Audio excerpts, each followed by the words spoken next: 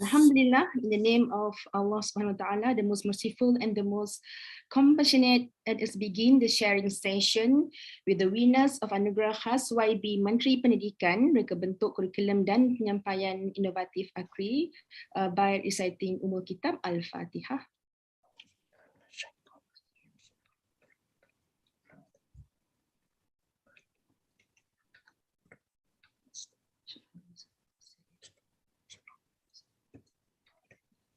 Okay, my name is Roziha Cik Harun. I am from Department of Quantity Surveying KAED IIUM, which will be the moderator for today's session, inshallah. So, distinguished guests, eminent speakers, and honorable Akri winners. Okay, we have here yang berusaha Encik Nur Azam, Subject Professor Dr. Adibah, as well as Technologist Dr. Azizul Azri. Okay, with the grace of Almighty, we have been given the opportunity to participate in this wonderful program. And it's really a great pleasure for me to welcome everyone again to this session, which is hosted by CPD. For information, earlier this month, CPD held a successful event focused on the sharing session with Akri judges, and now we are sharing session with the winners. So we have two parts actually. Starting from yesterday, and this is the second part of the Akri. All right. So before we continue with the session, let me have some housekeeping announcement. So all the audience, you are encouraged to switch on your camera, but please keep your microphone on silent mode throughout the duration of the session. 3 presentations will take place, and each lasting about an hour, and followed by a 10-minute question and answer session.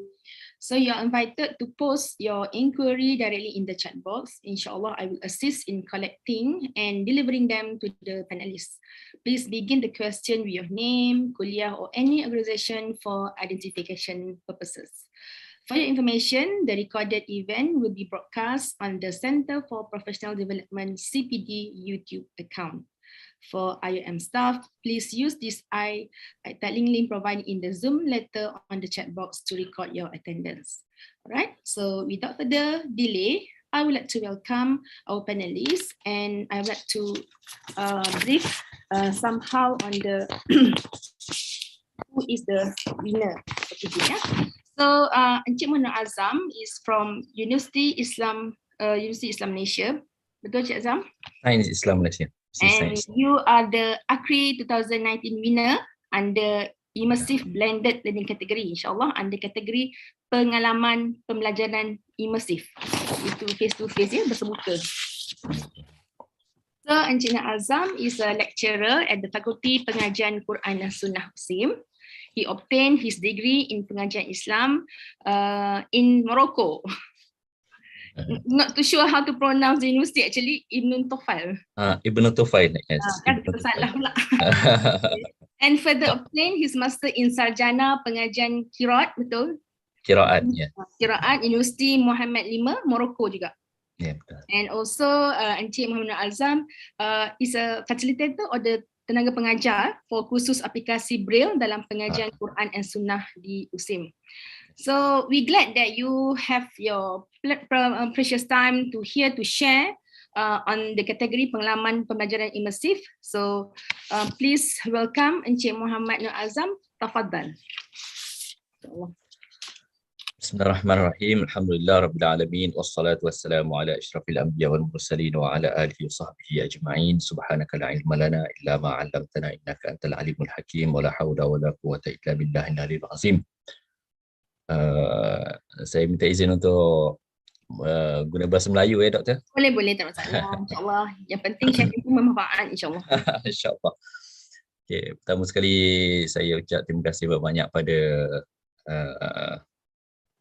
pengerusi, pada Dr.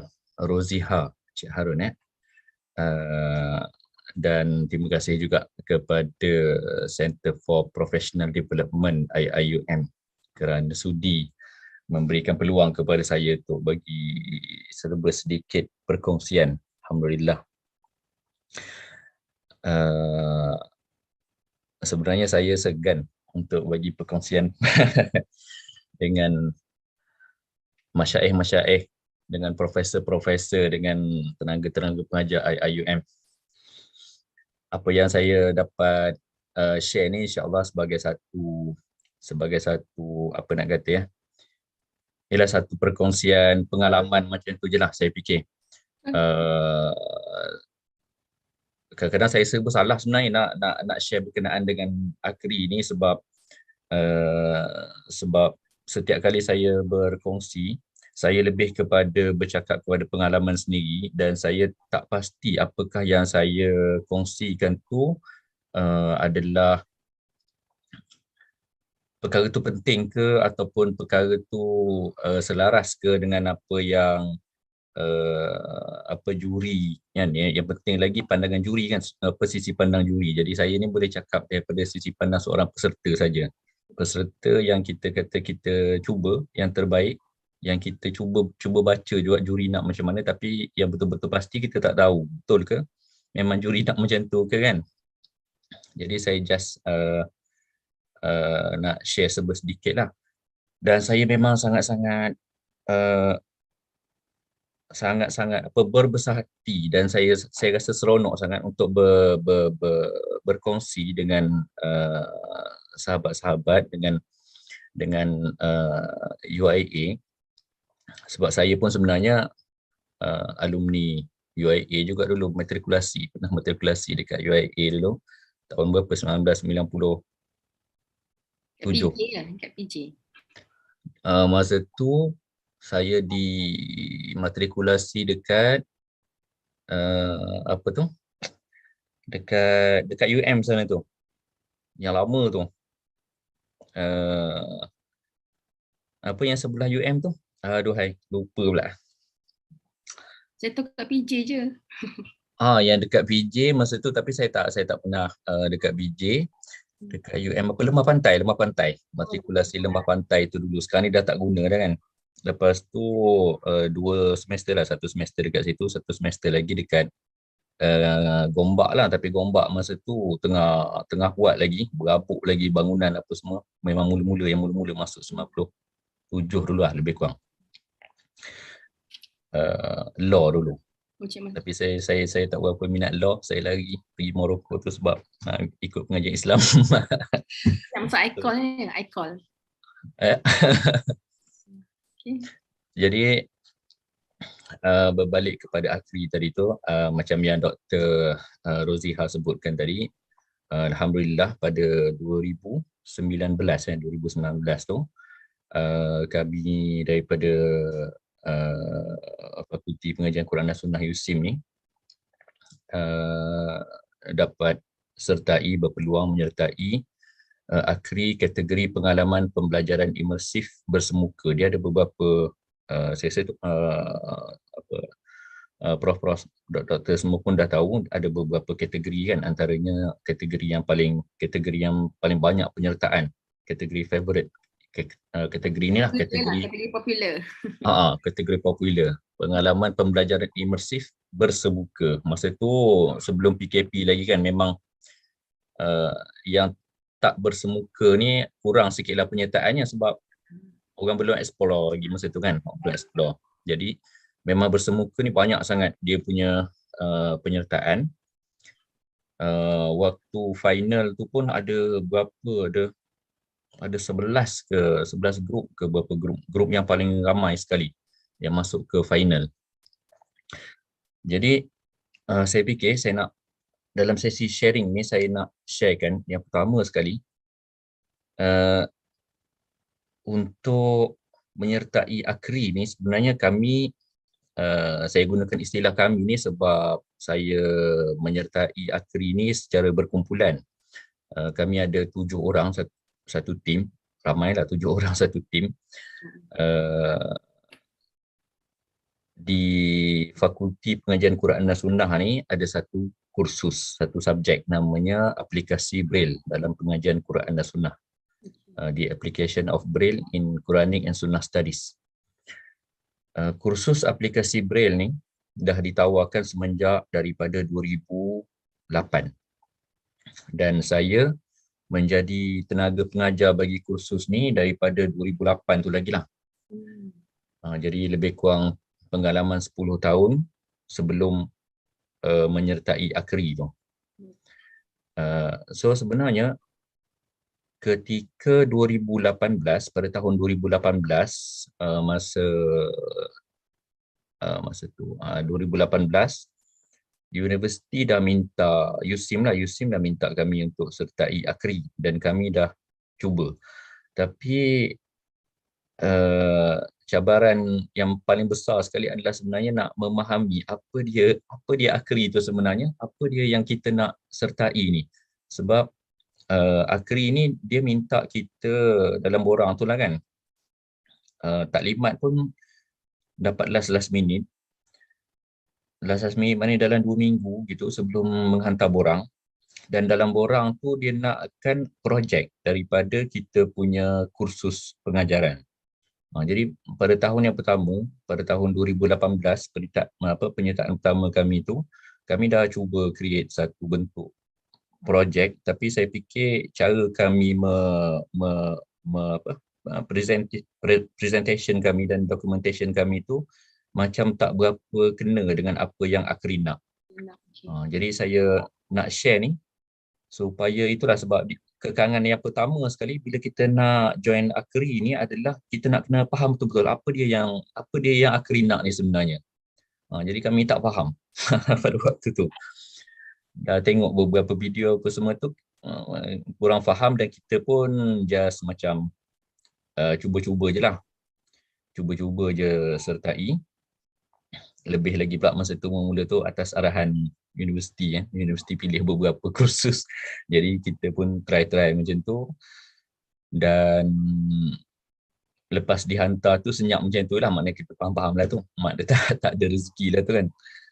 Tak ada apa-apa respon langsung. Lepas tu kemudian pada tahun 2019 tu universiti kontak semula, USIM kontak semula dan minta kami sertai pada kali kedua. So masa kali kedua ni kita dah ada pengalaman ni. Kali pertama kita dah tahu kita punya maknanya cabarannya ataupun part mana yang kita kurang pada penyertaan pertama tu, dan kita pun dah ikut beberapa sesi taklimat dan mana yang menjadikan kita lebih faham apa dia Akri nak tu kan. Lebih jelas ya. Jadi kita pun pada yang kali kedua ni kita bentukkan satu bentuk penyertaan yang lebih baik lah, kita kata lebih baik.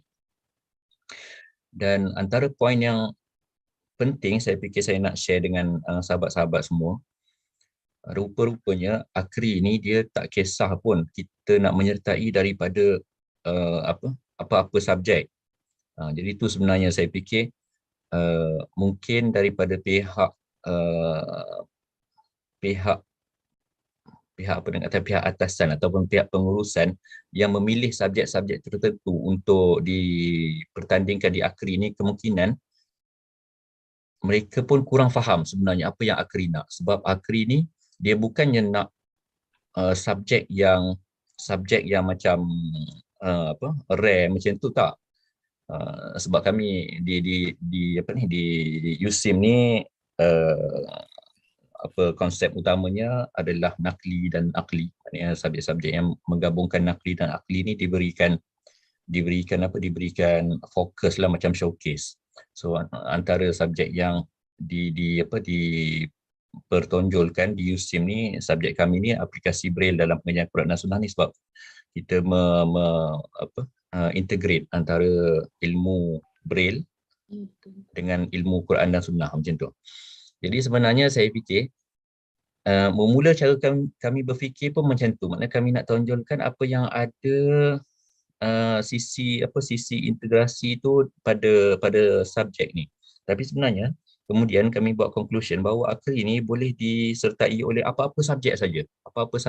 So saya fikir sahabat-sahabat di UIA, daripada subjek apa sekalipun kita boleh sertai Akri. even subjek wajib universiti, subjek yang umum sekalipun kita boleh sertai Akri. Sebab yang dia nak tengok bukanlah pada nama subjek itu ataupun konten subjek itu semata-mata, tapi macam mana cara kita create satu bentuk pembelajaran yang kita nak sampaikan bagi subjek itu. Macam tu. Even kalau kata subjek macam di USIM ni ada ulum Quran, ulum hadis untuk pelajar tahun 1, subjek wajib universiti yang semua sekali kena ambil kan. Jadi kalau kita tengok, maknanya subjek-subjek ni kita boleh kata subjek-subjek yang apa? Subjek yang tak menarik lah, kita kata nama dia ulum Quran, macam semua orang pun belajar ulum hadis ataupun even subjek bahasa ke sekalipun kan. Tapi sebenarnya yang ditengok bukanlah pada subjek itu, tapi pada projek yang kita bentuk untuk menyampaikan kursus tu. Jadi even kalau katakan macam subjek yang boring sekalipun, subjek katalah saya ambil contoh ulum Quran. Jadi dalam subjek ulum Quran ni, sekali dengar, maknanya kalau kita dengar ulum Quran ni macam tak ada apa yang menarik lah kan. Serius subjek lah, bukan tak nak. Serius. Maknanya nak banding dengan subjek-subjek yang berbentuk kreativiti macam-macam dah sekarang ni kan, yang ada gabung antara multimedia dengan pendidikan. Jadi kadang-kadang tu ialah kawan-kawan kita sendiri bila kita ajak untuk masuk Akri, dia rasa macam kita tak boleh nak compete lah, kita subjek macam ni je, itu subjek. Jadi ada satu cara pandang macam itu. Sebenarnya apa subjek sekalipun, apa kursus sekalipun, kita boleh sertai Akri ni. Sebab yang dia nak tengok adalah macam mana cara kita membentukkan pembelajaran tadi. Proses pembelajaran dalam subjek itu, dalam kursus tu.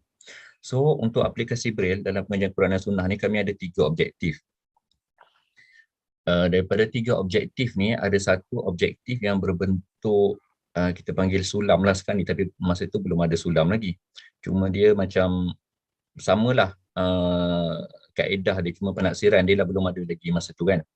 Maknanya kita buat salah satu daripada objektif kursus ni adalah kita buat satu program yang servis kepada komuniti OKU penglihatan, sebab subjek ni berkaitan dengan Braille, Quran dan Sunnah dalam Braille.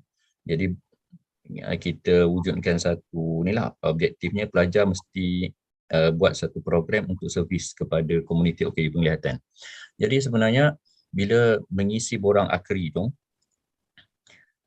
masa nak isi borang tu masa itulah baru kami brainstorm dan kami cuba bentukkan. Kita dah memang dah 10 tahun mengajar, kita dah buat banyak program, tapi program tu macam kadang-kadang kita buat ad hoc ataupun semester ni buat, semester depan tak buat, macam tu kan. Cuma bila kita kumpul-kumpul tu, sebenarnya program yang kita dah buat tu banyak, jadi kita cuba bentukkan sebenarnya program kita ni, semua yang kita buat tu ada sebab kan, ada objektif, dan objektifnya walaupun kadang-kadang tu secara tidak langsung, tapi semuanya adalah menuju untuk untuk mencapai learning objektif yang kita dah letak untuk kursus tu. So masa Akri ni kita cuba bentukkan apa-apa yang kita dah buat tu supaya nampak dia sebagai satu projek untuk mencapai salah satu daripada learning objektif dalam kursus kita tu.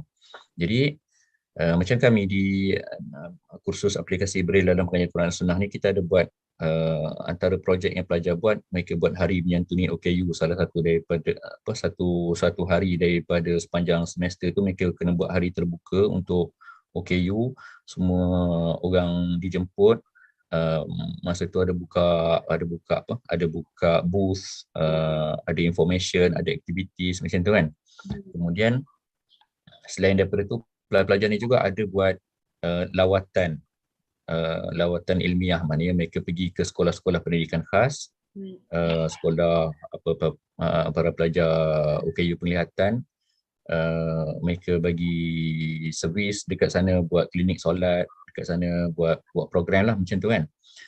Selain daripada tu, mereka ada juga grup pelajar yang buat transcription teks, contohnya macam buku-buku dalam skop Quran dan Sunnah, mereka transkripsikan ke dalam bentuk braille untuk bacaan komuniti OKU penglihatan. Jadi dengan wujudnya aktiviti-aktiviti macam ni, kami susun supaya dia jadi satu projek yang terarah lah. Kita boleh saya share screen boleh ke? Boleh, silakan.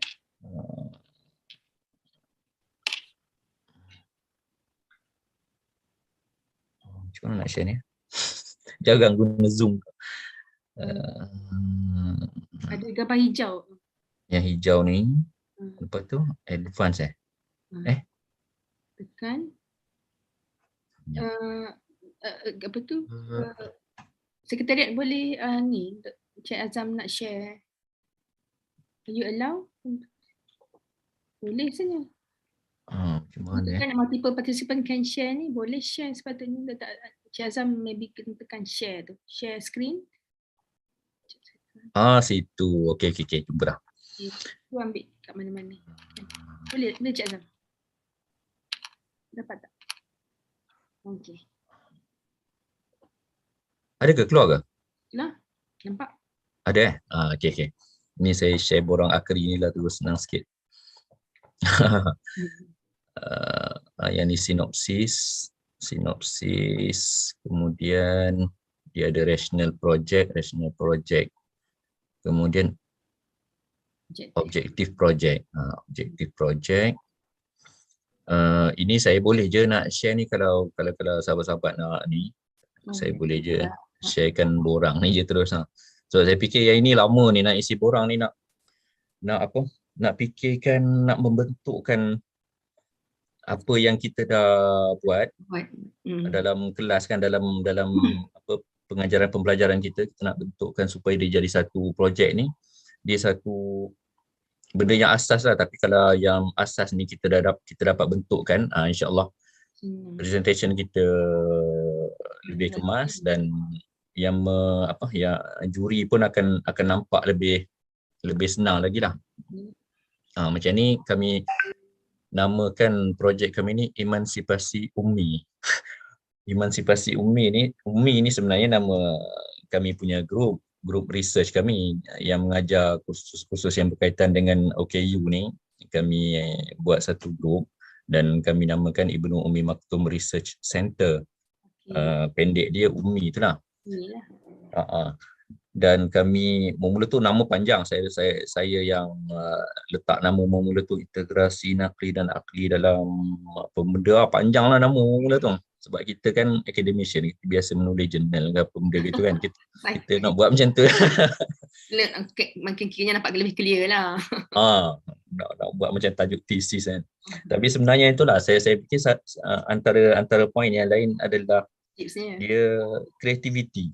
Dia lebih kepada kreativiti yang ni, macam mana cara kita nak present tu. Jadi kita bagi satu branding, kita letak satu nama Emansipasi Ummi dekat situ. Kita tahu orang akan tertanya-tanya juga, memang emansipasi ni pun perkataan yang orang memang tak guna juga dalam bahasa Melayu kan. Walau macam mana pun, macam itulah kita bentukkan dia punya apa, boleh nampak ni ke? Nampak. Nampak Emansipasi Ummi, hari menyantuni OKU. Nampak jelas, alhamdulillah. Okey. Jadi macam itulah saya bentukkan. Saya kata tadi ada beberapa program yang dibuat oleh pelajar hari menyantuni OKU, ada lawatan, kemudian ada penghasilan produk, ada khidmat keagamaan. Jadi kita susunkan. Kita susunkan dari sudut yang dekat sini. Yang ni sebenarnya kita boleh juga susun ikut Bloom ni, ikut taksonomi Bloom pun boleh, tapi kita guna kita punya branding, kita punya term sendiri kan. Jadi supaya dia nampak lebih ada berstruktur, teratur. Jadi contohnya macam ni, kita letakkan hari menyantuni OKU tu ada apa program dia, dan outcome dia akan menjadikan pelajar tu faham dan sedar.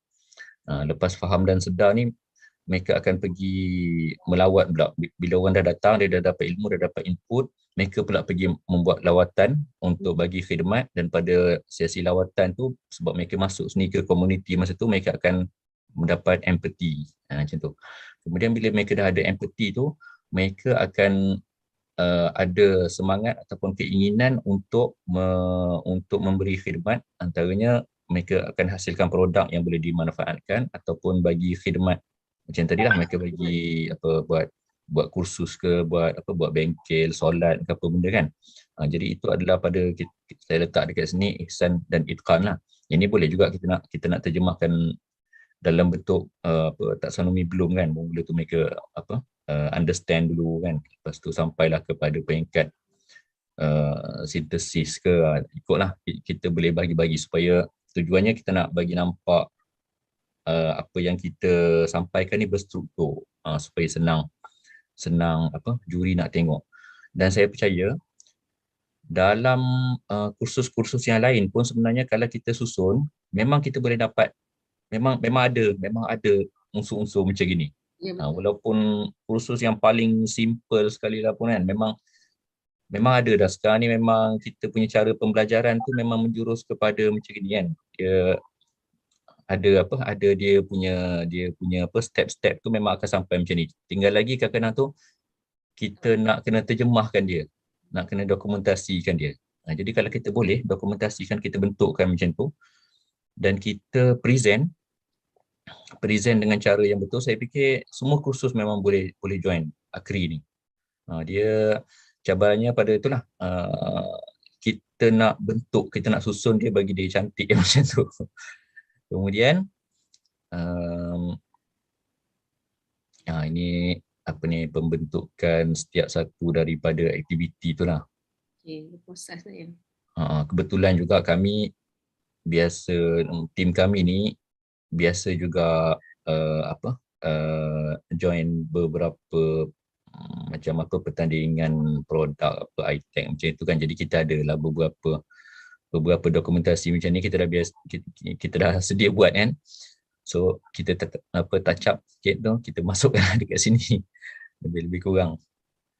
Dia cabaran dia macam ni lah, kita nak masukkan macam ni, dia suruh masukkan apa dia elemen kognitifnya, apa elemen psikomotor, apa elemen afektif. Jadi nak kena korek semua apa yang ada kita buat tu supaya kita dapat masukkan dekat dalam ni. Kemudian saya fikir yang habis dah. Okey, yang lebih penting lagi selepas yang ini adalah bukti. Bukti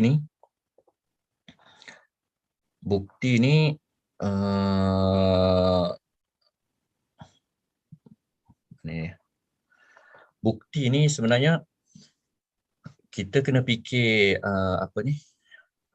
kita cuba memikirkan hari tu macam mana cara juri nak melihat ataupun bukti. Kita tahu juga juri yang akan menjadi juri yang akan menilai ada dalam kalangan ahli akademik dan ada dalam kalangan industri. Jadi kalau kita just bawakan bukti daripada sudut pandang ahli akademik, kita tak dapat markah kita ataupun kita tak dapat memuaskan hati juri daripada industri. Jadi kita kena ada daripada dua-dua sudut. Juri daripada akademik, mereka nak benda maknanya macam contohnya ialah macam biasalah kita nak ada kertas kerja ke, ada jurnal ke yang tulis kan. Juri daripada industri ni dia nak tengok apa yang berlaku, macam mana contohnya yang kami letakkan dalam bukti kami ni, keratan akhbar. Kita ada macam program-program yang kita buat dengan pelajar kita ni, kita buat write up dan ni memang dah lama lah, daripada 2012 2013 tu. Setiap tahun tu bila ada buat program, kita ada buat satu laporan, sekurang-kurangnya laporan tu disiarkan di universiti kami sendiri. Kalau dapat kita hantar ke mana-mana surat khabar perdana lebih baik. Jadi yang itu semua tu kita kumpulkan, kita jadikan bahan bukti, kita potong semua sekali. Dan macam tu juga komen-komen daripada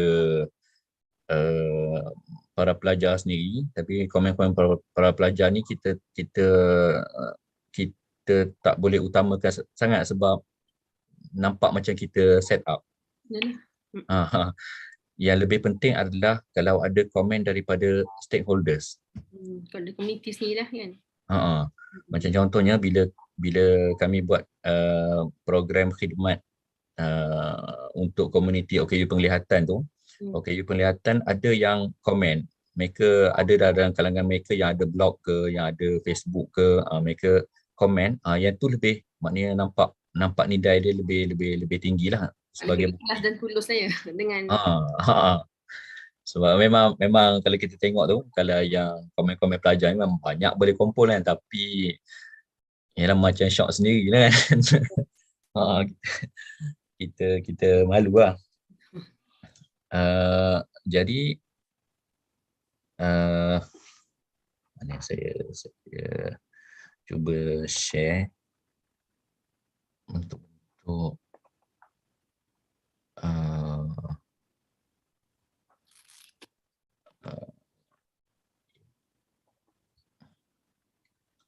impact dekat impact ni. Boleh nampak ni saya share? Belum lagi. Masih lagi dengan borak Akri. Macam mana nak tukar dia? Sekejap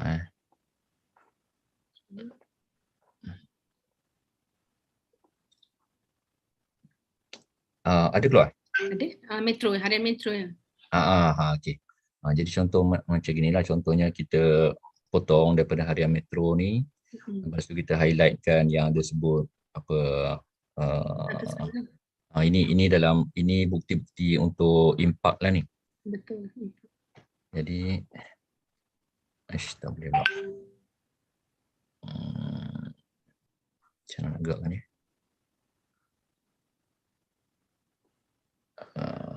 Dia tak boleh gerak lah. Dia tukar. Mana tadi?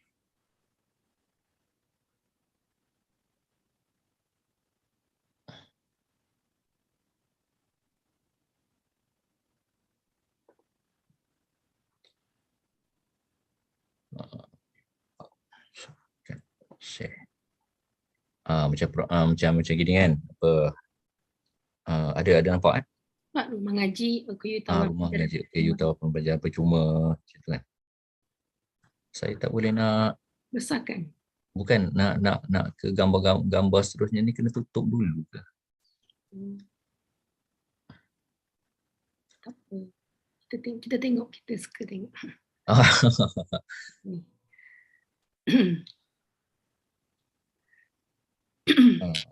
Apa lagi yang saya boleh share? Macam poster-poster program, pelajar kita buat program kan.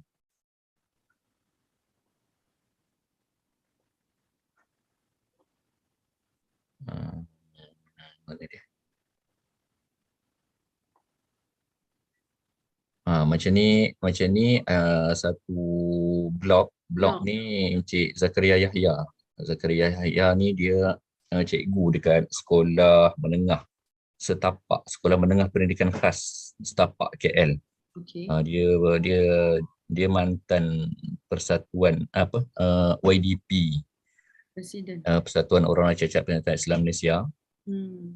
Jadi dia ada buat blog dan dia ada tulis beberapa perkara kan. Jadi yang ni memang kita penatlah sikit, kita kena selongkar, dan kami alhamdulillah sebab tu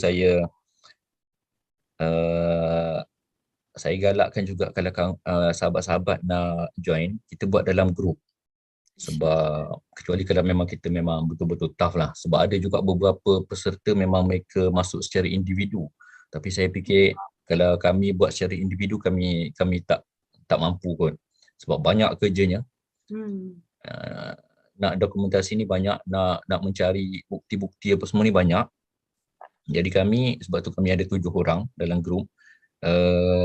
3 orang daripada ahli grup adalah RA.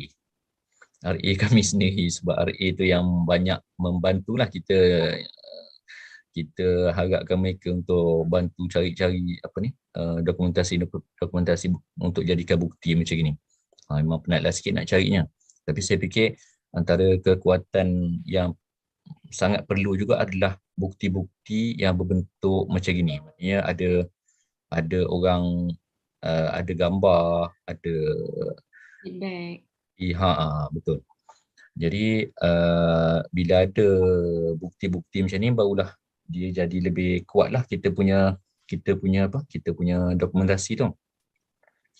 So saya difahamkan juga sebenarnya dalam kalangan juri, ada juri mana dia kan ada 2 peringkat. Peringkat yang pertama peringkat saringan, kemudian kalau kita dah dapat melepasi saringan tu baru dapat masuk ke final tu.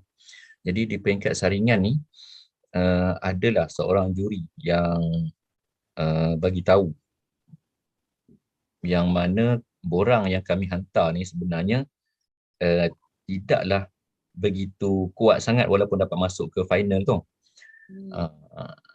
Maknanya ada lagi beberapa peserta dalam kategori kami ni yang buat lebih baik dari segi borang yang awal kami hantar ni. Dan sebenarnya pun masa hantar ni, saya masa serah borang tu ke universiti kumpul semua-semua kan, ada dalam 6 penyertaan kot masa tu daripada USIM.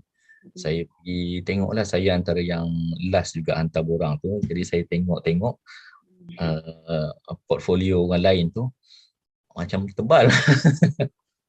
Macam tebal lagi kan. Saya kata ini je lah yang kita boleh buat untuk tahun ni. Nanti insyaAllah sebab kita sambil buat pun kita baru dapat tahu apa benda lagi kekurangan kita kan, kelemahan kita yang lain sambil-sambil kita buat tu. Dan kadang-kadang ada kekurangan dan kelemahan yang memang kita tak boleh nak cover dah, kita tak sempat. Jadi insyaAllah kalau masuk lagi tahun depan kita tahulah kita akan cover cepat ni. Jadi kami antara portfolio yang paling nipis yang hantar masa tu. Tapi Alhamdulillah kemudian tu diterima, Alhamdulillah. Tapi itulah nak katakan ada 2 benda yang peserta sebenarnya boleh share dengan kawan-kawan. Yang pertama sekali, peringkat pertama ni lah untuk mengisi borang. Kemudian yang peringkat kedua adalah presentation kalau terpilih ke akhir nanti. Sebenarnya untuk presentation ni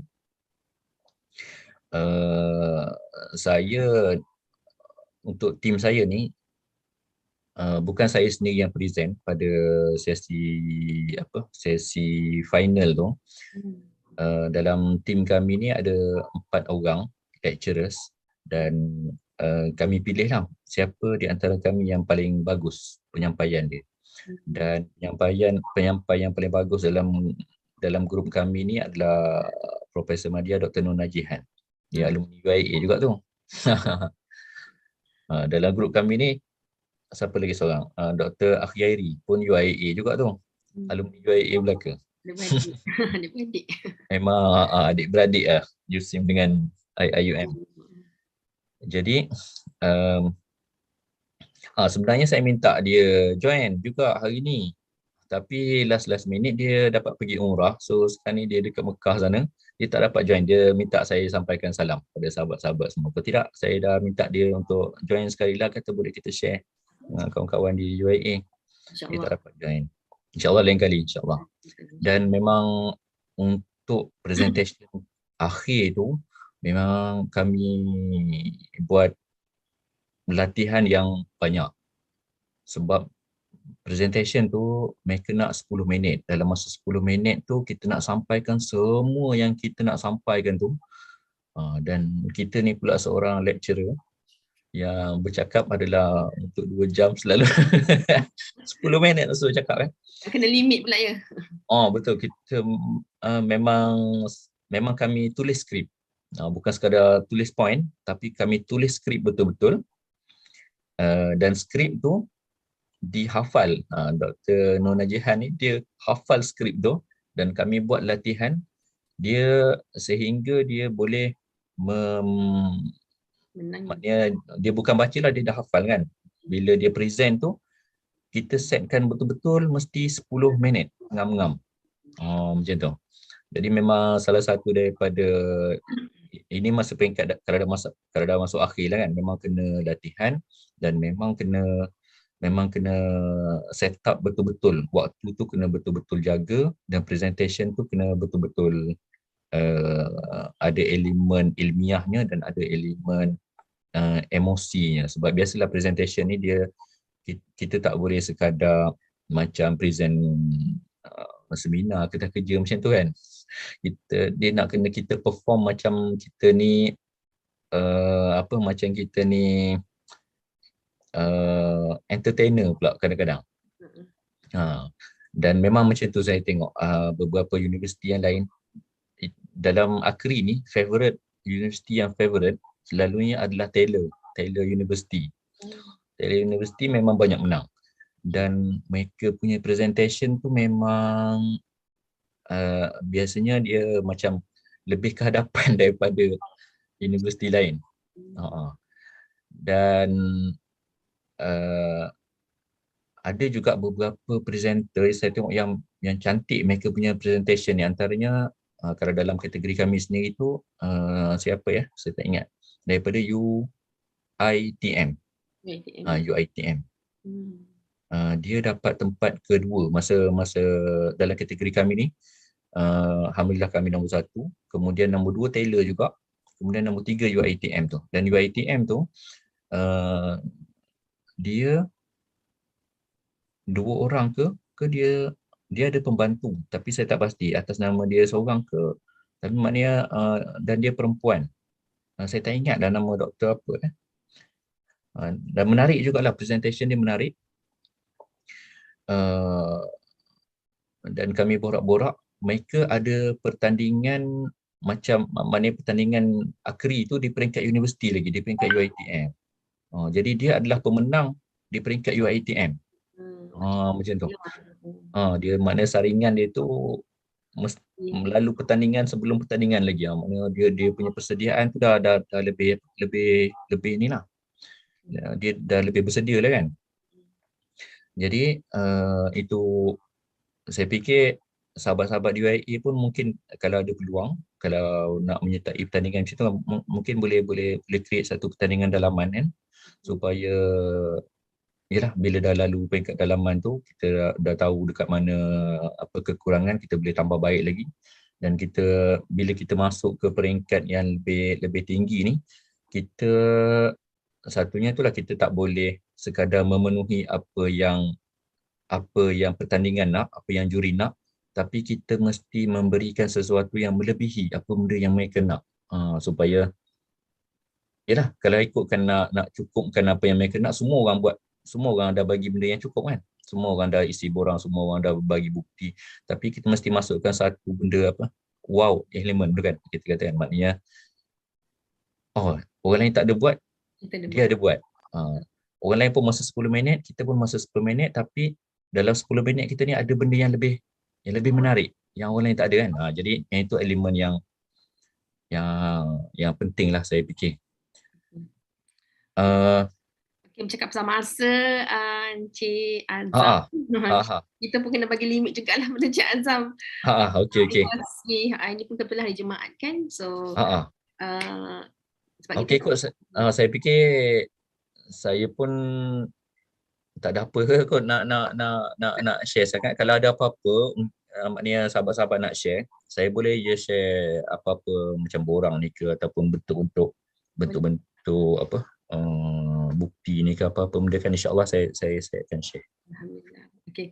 Alright. So thank you yang bahagian Cik Nur Azam. We really appreciate all the tips and the wonderful sharing session. So much that we learn from the experience that has been shared by our winners today.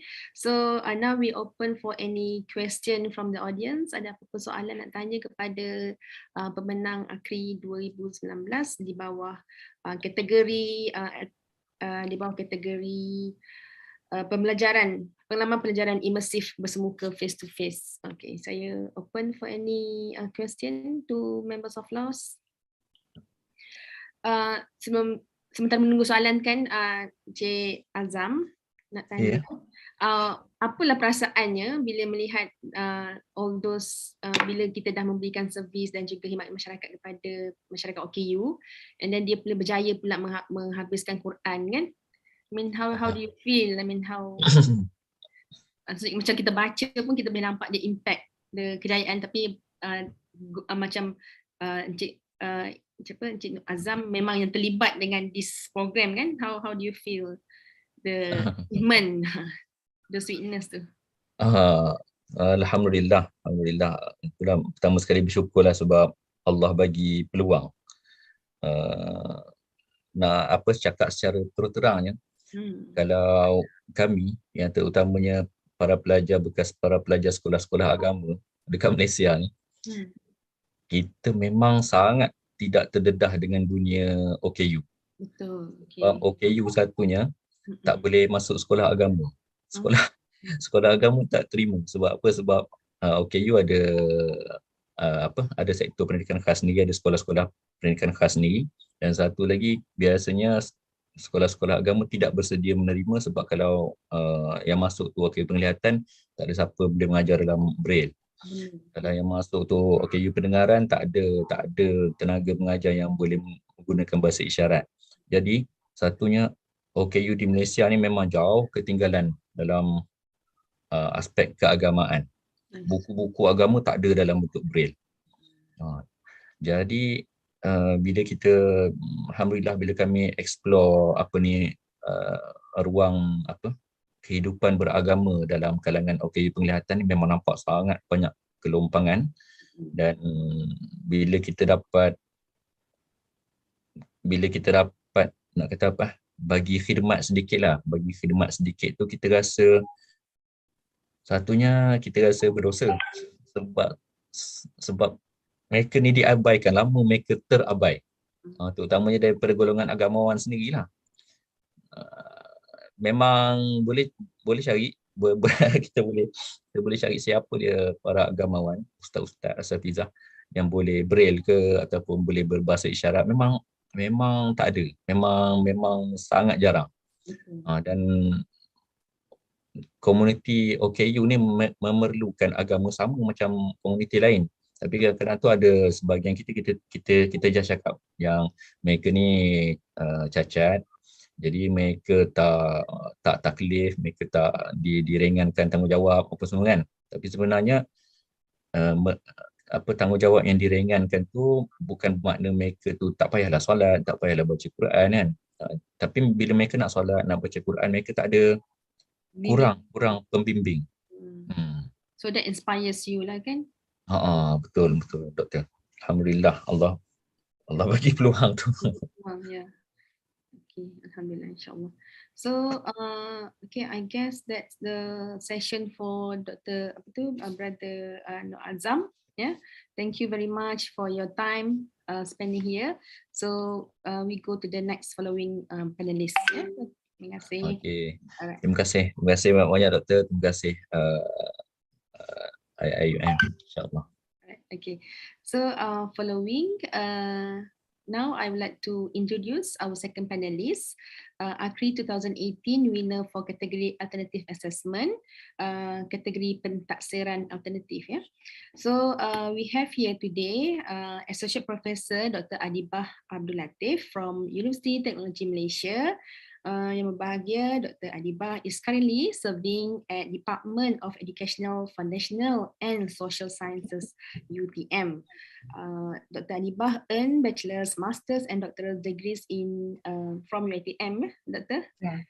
And her expertise include educational measurement and evaluation, holistic assessment, and constructive development and outcome-based education. So Dr. Adibah have an impressive track record of academic and honors and award. I believe it's a long CV. So ladies and gentlemen, fellow staff and friends, please welcome yang bahagia Associate Professor Dr. Adibah Abdul Latif to discuss on this alternative assessment project. Please welcome. Over to Okay. you. Bismillahirrahmanirrahim. Assalamualaikum warahmatullahi wabarakatuh. Very good morning and good day to all of the participants here, especially to Dr. Razia Chiharon. Sorry, actually I'm in quarantine, so my voice is quite okay. Dr. Roziha. Okay. Sorry for the long CV. No. Actually, that is only the CV I have. That is only the CV I have, and then there not so much time to shorten it, So I just so inspired, it's so inspired. It's very much, mashallah, very good. Okay, so I share the screen, insyaAllah. Okay, thank you. Silakan. Okay, saya rasa kita tak ada international staff di sini, Tak ada. Okay, tapi saya mix lah. Okay, actually last week I also was invited as a panelist for the Akri in one university. It's a very good initiative, because they try to have their own small Akri in their university. So they invite the external panel, especially for those who have an experience in Akri. Used to be the jury in Akri, real Akri. And then also from the candidates, which is the winner, and maybe I think some of them maybe just the finalists. So it's very good. It is for me, it's a very good way to to give an exposure to the staff. And when I was invited as the panel in alternative assessment, of course. So I see that there is not much difference between my time, because I'm quite a long time ago compared to Dr. Azim just now. But when I see the form, okay, and I actually 2018, okay, I also being the panel for alternative assessment for the Akri. So actually it's not so difficult in alternative assessment, but there is always some misunderstanding in alternative assessment, category. Because when I read the application, most of them are telling about the teaching method. It's not about the assessment. Okay. So I can say that if let's say there are 100 participants, okay, so I can say that 80% telling about the teaching method rather than the assessment. The title, the title obviously it is assessment. Yes. But when it comes to the, we see the form, we see the teaching, the method, the content is actually it should be go to the transformative teaching. It's not go to the assessment. So I think last year and this year also, when I read the panel, I can see that it becomes better. It's become better, and especially due to the pandemic COVID, I think that of course the assessment, online assessment, alternative online assessment will be something to be, for us as a lecturer to explore and to go for that category, because I think we have been experienced for online learning since 2020, right? So almost 2 years. So Akri is something that actually you cannot, if you have something, it's not mean that you can go for this year. The best I can see is when you have the result already. You have the comparison. So let's say you start your alternative assessment online since 2020. So I think now it's 2022. So you already have a solid result in your hand. To do the comparison before and after. So it is the best time actually for you to enter the competition for alternative assessment, because you have the comparison since 2020. Right. Okay. So first of all, for those who are interested to go for, let me share the screen. I think this is my second time, Dr. If talk in the sharing session. Yes. With UIA. So maybe, hopefully this is, we can share with all of you. Okay, so if you can see here, first of all, we have to understand the meaning of alternative assessment. Surprisingly, due to pandemic COVID last 2 years, have one lecturer, have lecturers, not one. Some lecturers, they thought that alternative assessment is alternatively from from traditional, like pencil and paper test Okay. to the technology. I see. So have one lecturer when she entered the Akri, actually she's using the traditional way, but just using the e-learning. So that's why that by giving the test, for example, using e-learning is considered as alternative assessment, but actually not. Okay, if the assessment like pencil and paper test, but you only transfer it to the computer technology, is still considered the traditional or conventional. Okay, for example, the objective test, final examination. Okay, that one is still considered as traditional. Okay, although you transform it to the e-learning form. Okay, so it's not alternative assessment. So means confuse the definition really. Yeah, because the lecturer thought that the alternative assessment is alternative beside using the paper and pencil. So the lecturer thought, I'm using the technology, I'm using the e-learning platform. Okay, but you still give the essay question, you still give the multiple choice questions, but so it's still the traditional, it's not the alternative assessment. So when say alternative assessment, means that it's the beyond the traditional. So beyond the paper and pencil, beyond of giving final examination, beyond of giving the test, written test, beyond the giving the oral test. Okay, this is something that oral test. Oral test is depends. But if oral test is only for like answering viva, viva is considered traditional. It's not considered. Okay, unless if you can see the process there, so you can say that one is more accurate in assessing the alternative assessment. Okay, basically alternative assessment was introduced is because we want to measure the process compared to the product. Okay, so majority actually when we say the alternative assessment, we are dealing with the formative assessment compared to summative assessment. However, due to pandemic COVID again, I think many universities starts to use also the alternative assessment in final examination. Why? Because they want to avoid the students to do some plagiarism through the because we have the check CHEGG. This one software that one system that students can put the questions there and then can get the answer for final examination. So that an ethical issue. Yes. So some lecturers now they are avoid to do the like we call as restricted response exam, for example, not very direct because you can get the answer from the internet. Okay, so I can see that many lecturers now start to do the alternative assessment in summative assessment in final exam. For example, students are given many mini project and they can complete their task within 1 week for the final exam. So the duration for final exam for that particular alternative assessment is 7 days, compared to the 2 hours, 3 hours as the traditional before. Okay, so that is actually the alternative assessment, means that something that beyond the traditional assessment, okay, measuring the process compared to the product, okay, and then of course you must have an evidence. So for Akri competition is how alternative assessment can help you to measure students' program learning outcome. Of course, because in the form also, many times they will ask you how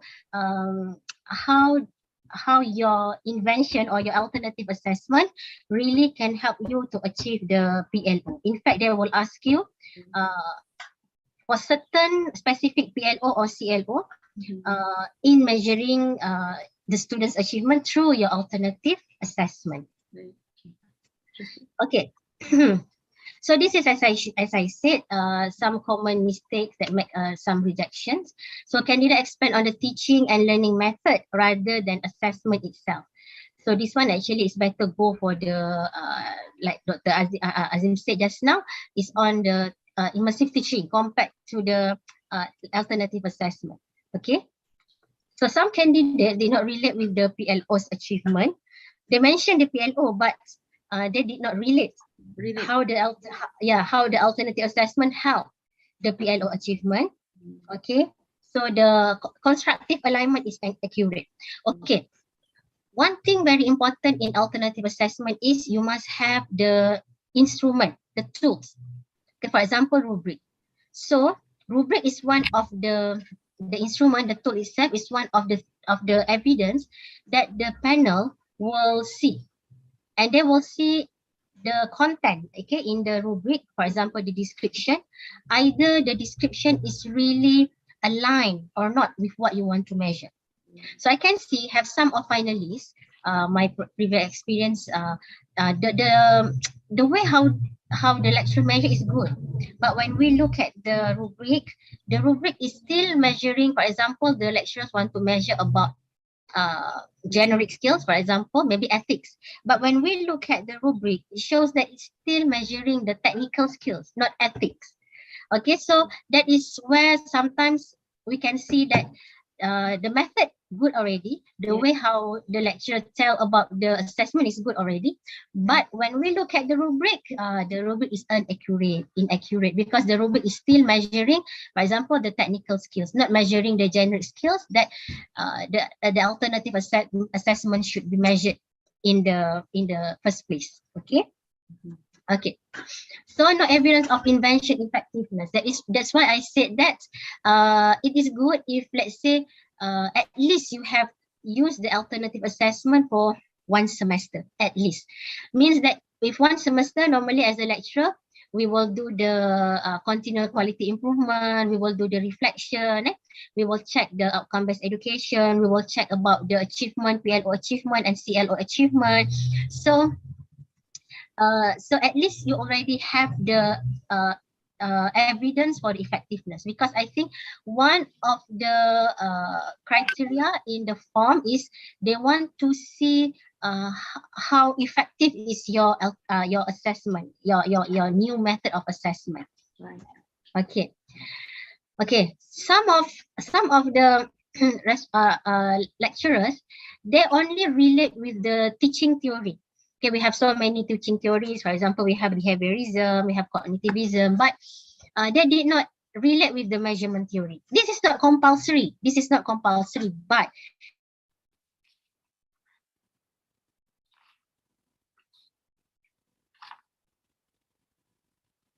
Dr. Adiba?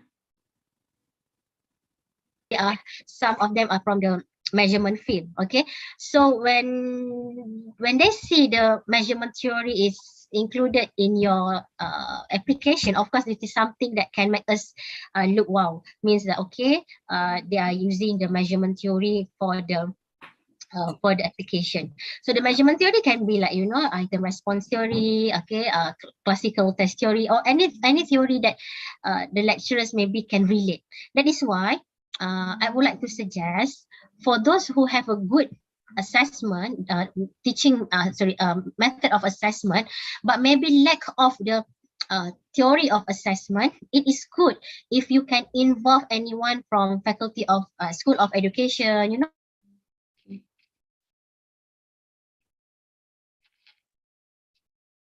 especially in measurement, and relate it to the assessment and measurement scope. So maybe if you are not from the education, or you are not from the measurement, the way how you write the writing, it will be like, as I said, it will be like only the teaching method. But if you synergize with the education team, okay, so it's good. So they can help you to write and to blend everything to see from the perspective of assessment. Okay, Doctor? Okay, so when we say assessment, okay, assessment is actually the Latin verb, means assidia, means that to sit with. So why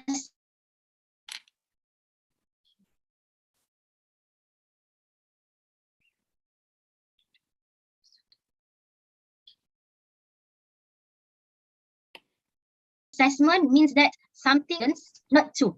So how we want to help. So how your project can help the students to improve, to maximize their potential. Okay, so you can involve your project either from the testing aspect, measurement aspect, evaluation aspect, or assessment aspect. Testing is actually it is more on the test itself, the instrument itself, the rubric, maybe the form of agreement, maybe the form of moderation. Okay, that is a testing. Measurement is how you calculate the marks. Okay, how you get the cut score, for example. So the evaluation, how you do the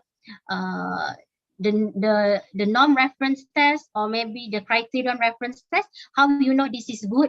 How you know this is pass or fail? Okay, and assessment is actually something more general, which is I can see that majority of us will go for assessment, because assessment will involve all testing, measurement, and evaluation. Compared to testing, maybe testing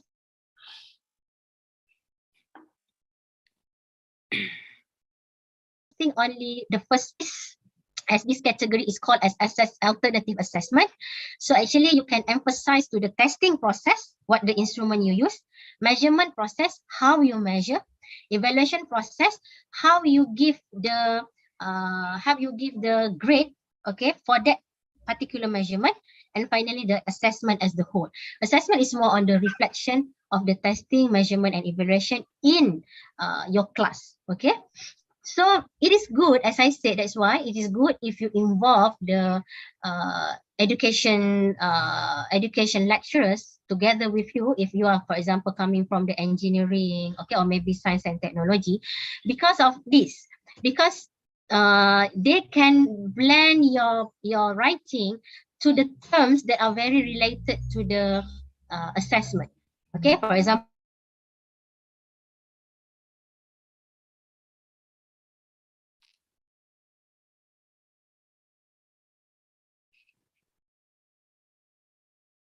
the terms of testing, measurement is formative test, diagnostic test, summative test, or either your assessment is more on norm reference test, criterion reference test. Okay, either your assessment is more on performance based, authentic, or it is synchronous, asynchronous. Now this is like this lah, because this is now more on the we are now more on the online assessment. So I can see the online assessment, either it can be happen either synchronous or asynchronous. However, online assessment is only the medium, but the principle still same. Either you are using the performance or authentic assessment, either you are using the norm reference test or criterion reference test, either it is a placement test, formative test, diagnostic test, or summative test, either it is summative for learning, off learning.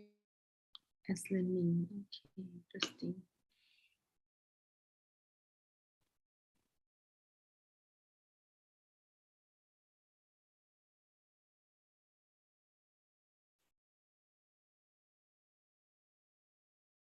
Tadi apa?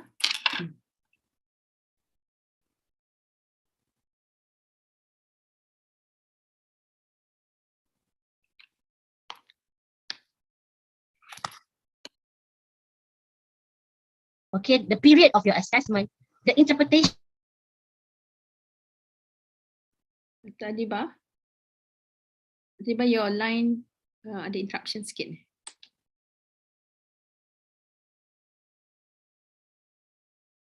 Okay, doktor. Sampai mana tadi, doktor? Adakah jauh? Tak dapat? Start last ni dengan yang 3 tu. Assessment of, assessment 2 dengan assessment 4. Okay. Ada lagging sikit tadi. Because I'm at home. Kalau kat office laju sikit. Ya, doktor sihat ke ni? Today is my 3rd day of COVID. Pray for you get well soon, insyaAllah. InsyaAllah. Now COVID is just like fever, right? But for the first and 2 days is quite challenging also. But yesterday actually I cancelled my talk because I have no voice. But luckily today dah ada suara. I'm looking for this type of assessment. Dah faham lah assessment tu apa dulu kan, which is good. Okay. Jadi tadi sampai mana, doktor? Sampai sini ya? Yang first, yang off, apa tu assessment. Ni. Okay. Okay. So actually in your writing, normally the panel want to see how the function of your assessment. Either it's for learning, off learning, and as learning. Then when you use your assessment. Is it as the placement test, formative test, diagnostic test, or summative test? Then how you interpret your assessment. Is it norm reference test or criterion reference test? And of course now, okay, if alternative, either it is performance-based or authentic. Authentic normally in the real setting. In the real setting means I have evaluate one exam, one project. They are doing, you know, they are from the medical faculty. So they do like a training of, you know, with psychology, with the patients, you know, online.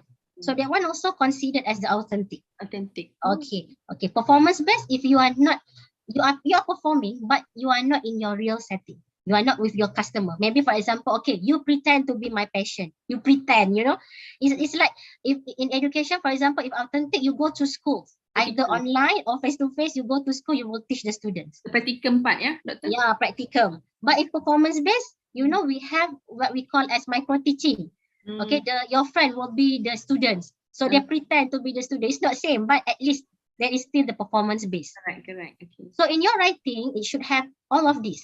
Okay, all of this. Okay. The function, how it is function, either is for, of, or as learning. Okay, in terms of the time, okay, either is to test the pre-knowledge as a placement test, as the process, formative, okay, or to as a diagnostic test or summative test. And then in terms of interpretation, this is actually evaluation. So normally we will go for criterion reference. Assessment normally is go to criterion reference, rarely go to norm reference. Norm reference is actually for the standardized exam. Oh, I see. Standardized exam. So either it is performance based or authentic. Okay, for sure authentic is you know, it is more valuable. However, still cannot say that all who do the performance based cannot win. We cannot say that, because maybe the nature, for example, the pilot, they are using the simulation performance based, because if they use the real plane, then if they miss, it's very a big loss to country, right? Okay. So so either synchronous or asynchronous. This one I think will be a mess lah for this year, because many of us do the online assessment, right? All right. So assessment is something that you want to see the students can or cannot do. It's not they know or they do not know. It's no more on what. It's now more on how. Okay. Okay. So when you say in your form, student can get this. You switch to how student get that. Student get this through what? Because have one form that I evaluate. It's very simple. For example, student get A, B, C, D only. So supposed to be student can get A through this. Student can get B through this. How? Because we want to see the process, not what they can achieve. Okay. So this is some of the characteristics of alternative assessment that you might consider in the whole process, the real process, and also in your writing in the form. First, it has to do it must be something to do with the student's performance. Okay, involve the high level of thinking, minimum application. Okay, in Bloom taxonomy, we have two lowest one, which is understanding and comprehension, which is knowledge and understanding. So both of it actually supposed not to be emphasized in the alternative assessment. Yes. In alternative assessment, minimum is application. Minimum. Okay, so you can go higher, means you can go for application, analysis, evaluation, and also synthesis.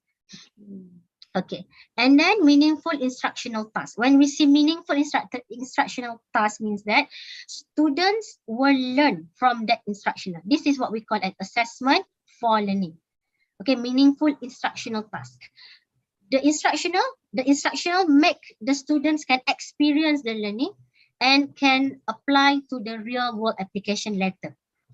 Okay, for example, after using or after experiencing your the whole semester of your assessment, okay, when students go to the real to the job, for example, so they really can apply what you teach them in the assessment to the real world application, something like that. Okay, for example, like practicum just now, when you go for practicum teaching practice, of course, there's a very valuable experience for them when they go to the schools later. They will use the same experience. They have the pre-knowledge and pre-experience before go to the in-service teacher, before the pre-service teacher. And the most important also, I can see that so far, alternative assessment need human judgment. You cannot do the machine. That's why I say, for example, if your instrument is something related to technology, is good, but still the human is the one who need to put the marks, not the machine. Not like MCQ, multiple choice question. You can just put your OMR form, to the machine, and the machine can mark for you, right? Can evaluate for you. But for alternative assessment, if you embed the technology, is the good fact, is something good, but still I believe that you still need the human to do the scoring, because alternative assessment is something human judgment. It's very subjective because it deals with the process. Okay, technology only help us to record, to process, to analyze, but still the human judgment is important in alternative assessment.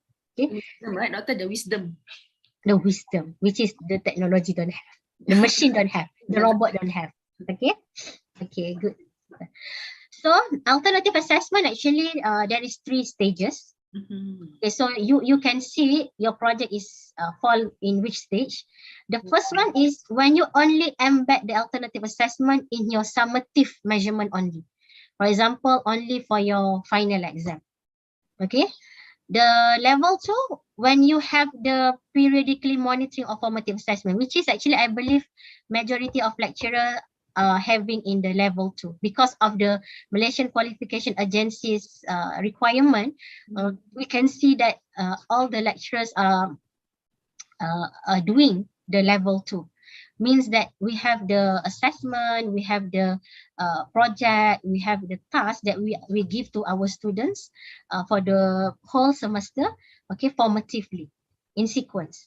Okay, for example, maybe you give the project at the first week, at the 3rd week, you will check again, maybe at the week 7, you will check again, okay, week 11, maybe you will check again, until the week 14, before you want to give to the final mark. Then you can see the progress from the first week. This is assessment. Assessment means that you have to check their work periodically because you want to help the process. It's not fair if you give them for the first week you didn't do any monitoring, and at the week 14 you give the mark. So in that time, actually we didn't call it as an assessment. We call that as an evaluation. Okay, it's like a final exam because you never check and suddenly you give the marks. Formative assessment is all about students, it's about mastery learning. Means that suppose when in a formative assessment, actually the possibility for the students to get A is high because we help them from time to time. Unless if the students have the ethical problem, they didn't submit the draft. Okay, that's different thing. Okay, but as a lecturers, actually for assessment means that you have the periodical monitoring of the progress. So week 1 you give, for example, the task. So for the week 3, week 4, okay, not less than 3 times I can say. Okay, and then finally you take the final marks, okay, as the grade. Okay, not only one time, one off, and then you take the grade. This is not fair for the students. So the level 3 is the highest level, which is actually our Ministry of Education is trying to do that, but I think that the number of the lecturers who did it is still small. In fact, last year I tried to submit one of my FRGS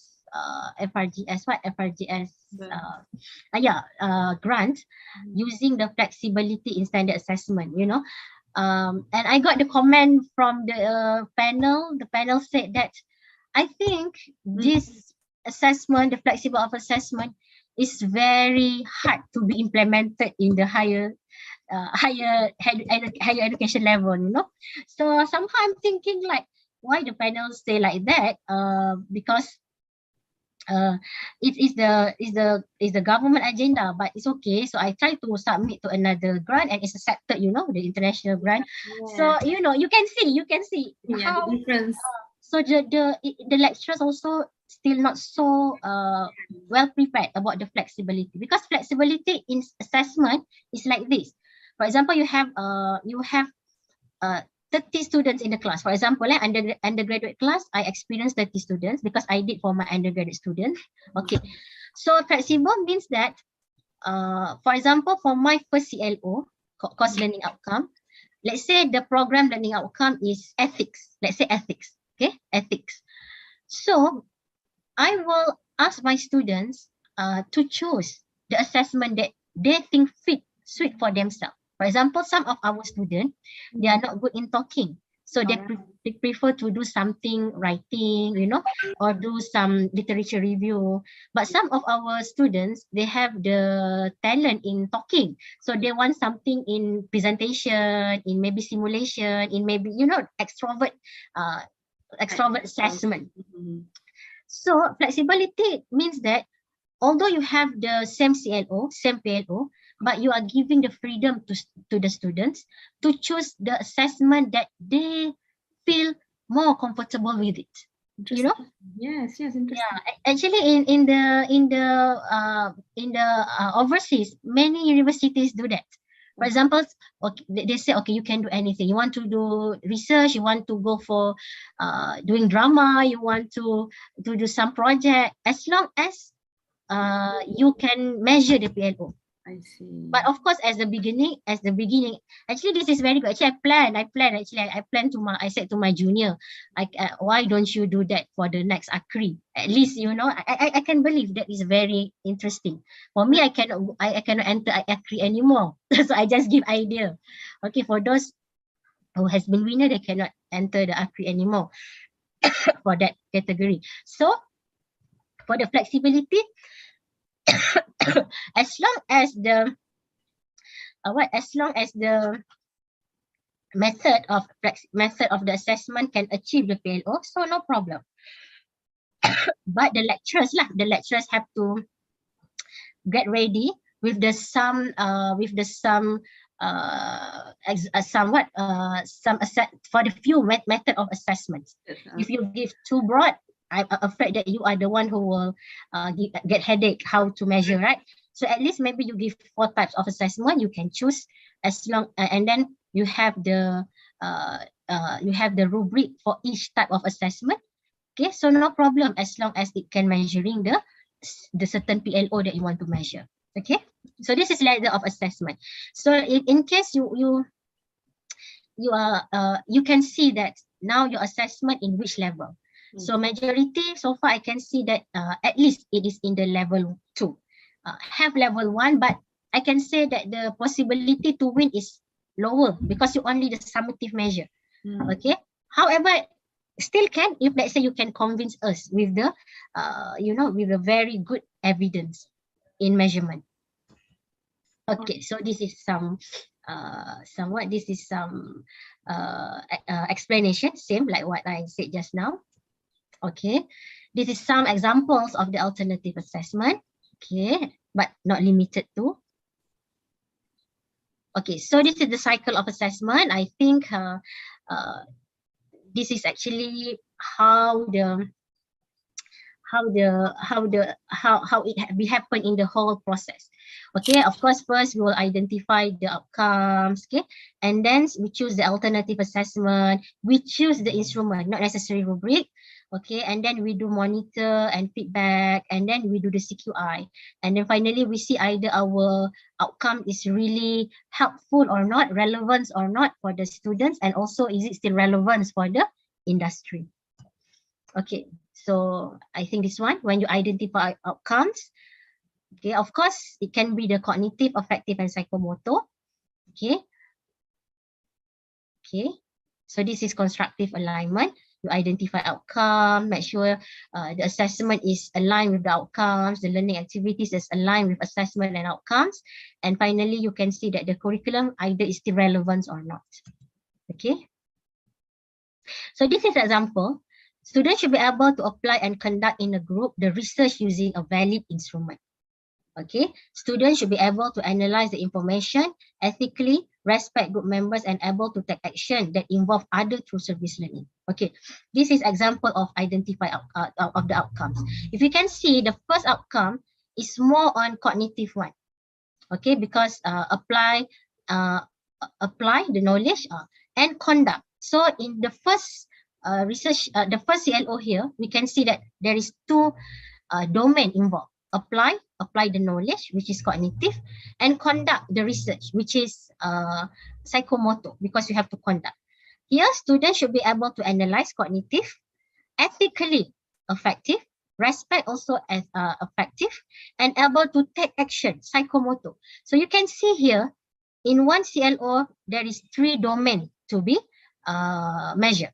So when you have 3 domains to be measured, okay, when you go to the competition, we are very excited to see your rubric, because we want to see in your rubric how you measure the cognitive, at the same time you measure the affective and psychomotor. Okay, so please alert that if, let's say, you claim in your writing you are measuring your assessment is cover the affective, cognitive and psychomotor aspects. So you have to make sure also that your instruments also cover to measure all the 3 aspects. Okay, Doctor, can you hear me, Doctor? Right. Okay, very clear, Doctor, very clear. Okay, sorry, because I'm afraid the line. Okay. Alhamdulillah. Okay, then you choose an alternative assessment. Okay. So choose the assessment that can measure the behavior that you intend to measure. Relate with the learning activities that can use the alternative assessment. Okay, but in this competition, the learning activities you only mention, don't interpret. Interpret when you go for the immersive learning and teaching method. Okay, but for this competition, for this category, you interpret more on the assessment rather than the learning activities. Okay, so don't interpret more.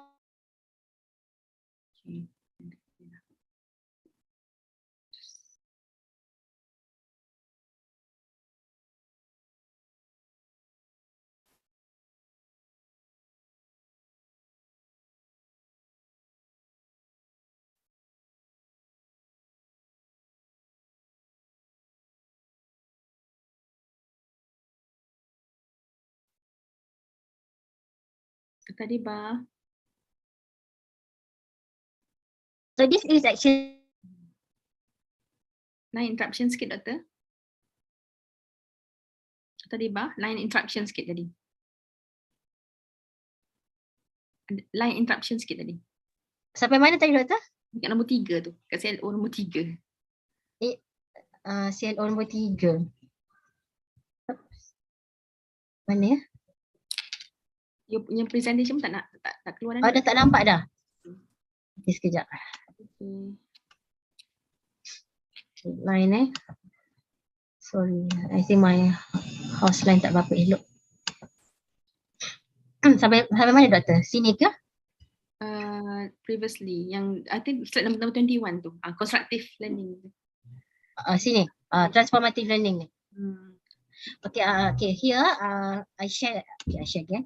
Okay, so in your writing you have to emphasize more on the alternative assessment rather than the transformative learning.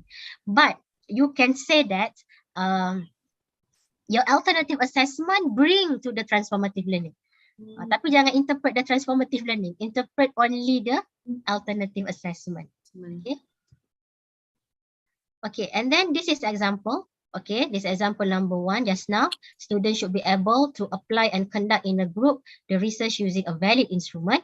So the assessment strategies, we will use the research proposal, review of literature, or interview script. So this is the transformative learning activities that happen in the class.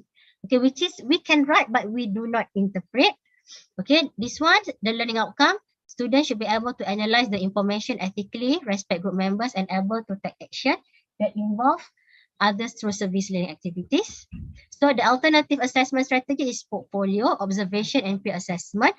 the learning, service learning, information searching, and presentation. Then the tools. How you want to measure this? How you want to measure the research proposal, portfolio, observation, peer assessment? Assessment tool that measure the assessment strategies. Okay, no one tools can measure everything. Okay, especially if let's say you want to measure ethics, you want to measure knowledge, you want to measure communication skills, you want to measure cognitive, affective, psychomotor. So everything that you write in your document, you should have something how to measure. How to measure. If don't have, don't write. You know, just write the one that you have. It means the instrument measuring what. If let's say in the rubric, nothing mentioned about the adaptability skills, don't mention about adaptability. Okay. So you can adapt or adopt, or maybe you can do your own tools, rubric and etc. Okay, and you can do the rubric also. Now we have the Rubista software, which is can help you to generate your own rubric. Okay. Rubista, yeah. So this is example just now. If let's say I want to do the research proposal, I will use rubric. Review of literature. Okay, I will use the maybe answers scheme, and interview script maybe I have used checklist. Portfolio maybe I have rubric. Observation I use anecdotal notes, and peer assessment I do writing skills. So you know, this is actually the things that we want to see in the form. I mean, we want to see what is your strategies assessment, what is the learning that help you to use that assessment, and finally how and what are the tools that you use, okay, during your assessment strategies or methods. Okay, Doctor? Very clear, Alhamdulillah. Okay, then of course, okay, this is the real cycle just now. We have to monitor the student progress. So it's very advisable if we can do some monitoring more than 3 times. So it's up to you, either you want to do by group or individual. Okay, if the class is so small, only like 5 or 10, I think individual is good. But let's say the size of the class is big, so maybe you can only do the group. Okay, group presentation. Normally what I did, I just asked them to do some group presentation for the first 20 minutes in my class. Okay, because normally our class is 3 hours. So for the first 1 hour is normally discussing about the project because we want to see the process. Okay, so this is assessment for learning. Okay, when we say assessment, normally we will touch assessment for learning, which is the good assessment for assessment. It will scaffold to the summative assessment. The good formative assessment will scaffold to the summative assessment. Why? Because if let's say the summative assessment is final exam, let's say it's final exam, all the process that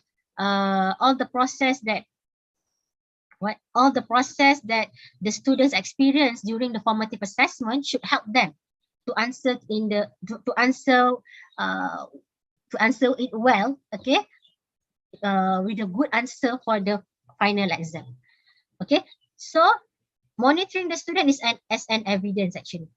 Okay, which is this evidence not only for this competition but also can be used for the audit. Okay, the audit. So normally I will write the name, date, and some narrative notes every time I do the monitoring process. So at least I know I can compare between the first the previous one and the latest one. So I can compare either the amendment is being done or not. Yes. Okay, so this is a bit of sharing. Okay, later maybe I can give you, everyone can see in the YouTube later. Okay, so for my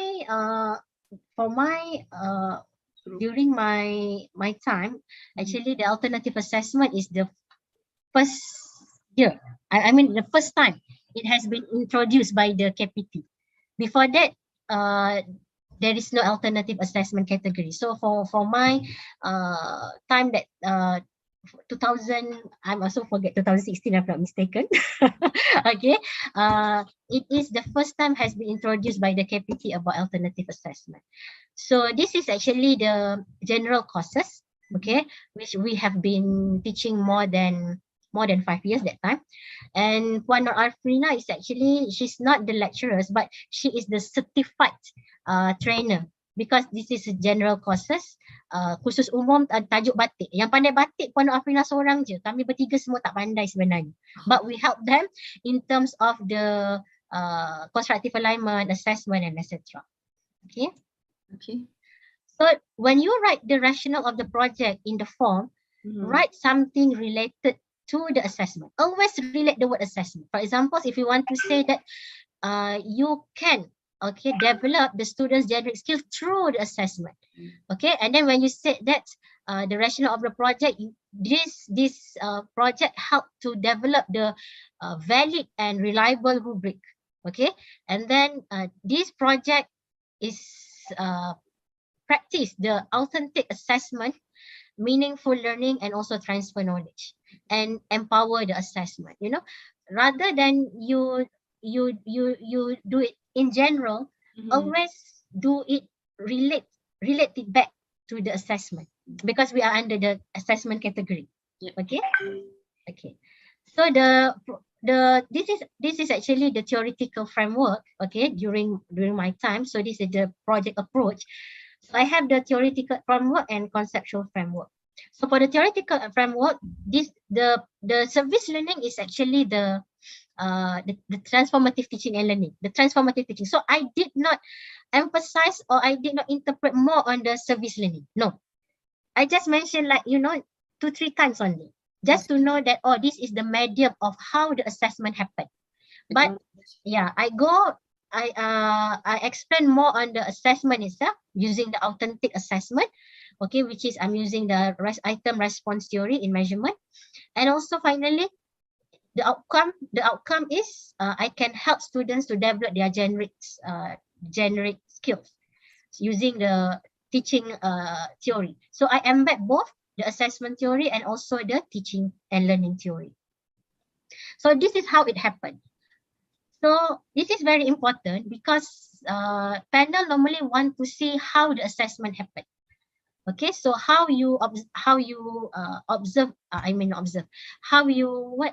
cerap apa? You cerap, you get the score lah. How you get the score, absorb the score. Okay, so for example, this score, lecturers give the score as the lecturers, and majority the score will be is given to the Puan Afrina just because she's most of the time with the students in the class. And then we also do the peer assessment. That's why I have the students here. Assessment. Okay. Okay, assessment. So the assessment is the blind assessment. Okay, in the group, you don't know that, you know that someone is assessing you, but you don't know who they are. I see. So that's why in my in the class, students are compulsory always to wear the tag. Because for the general courses, they are not from the same program. Some of them from engineering, some of them for social sciences, you know. If you just put your nickname, for example, IU, many name IU there, and then afraid that they are measuring the wrong people, right? So the students will observe, and then we will do the means that take the marks for more than 3 times actually. When I said the third time score here, it's not the average, you know. So purata score ketiga is not the score 1, 2, 3. No, actually no. It's only the third one, because like this. The first score and second score, we consider that they are still learning. Let's say we want to measure communication skills. Maybe for the second week and third week, they still cannot speak, they cannot talk, right? So we come as a lecturer, we teach them how to do things, we give some tips how to do the communication skills. So we didn't take the average. The average here means that actually the average between the lecturers and students for the final score. That one is too early to measure. Yes. So when we said the measure here is the measurement for the score. Cerapan kali ketiga tu. Cerapan kali kedua, pertama, we just take for us to help them as an evidence to help them to improve. Yes, correct. Okay. So and at the same time, we also check their report, and then we help their report. Okay, so they will send to us more than 3 times. Okay. Okay, and then they will do also the presentation. So finally, we will sum up all the scores, and the score will be given to the student as their grade for the course. So this is as a value added. That's why I said for those who want to enter the this competition, it's good if you can involve the education lecturers because they know all of these things. This is to show that how valid your rubric is. Okay. So there is some reading here. For example, the raw variance by measure cannot be less than 40. Means that if you want to measure the communication skills, this analysis can say that your rubric can measure at least 81.7 characteristic of the communication skills. I see. Okay. So the error is only like 4.6%. The error is small. It's not more than the error that allowed here is 15%. So it shows that your rubric is good. Yeah, Okay, yeah. your rubric is good. And of course, you need the reliability value. Okay. Not only you can use this analysis, any kind of analysis, as long as you have the analysis for validity and reliability. Okay. So in this case, actually, I'm measuring all these 4 components. Okay. Okay, all these 4 components. So all these 4 components, students will assess. Okay. And then they will go to service learning and they will transfer the knowledge. This is how students was involved in this project. So the impact is very important. Actually, you have already the score and you can compare between the pre and post, you know. So if you have the pre and post is significant or not, you can prove that at least you can prove that although there is some external factor, but at least you have evidence to say that your project helped the student achievement. At least if you don't have this, you cannot say, you cannot claim. Okay. So this is for all leadership, team working, global citizen, and adaptability. So we have few construct.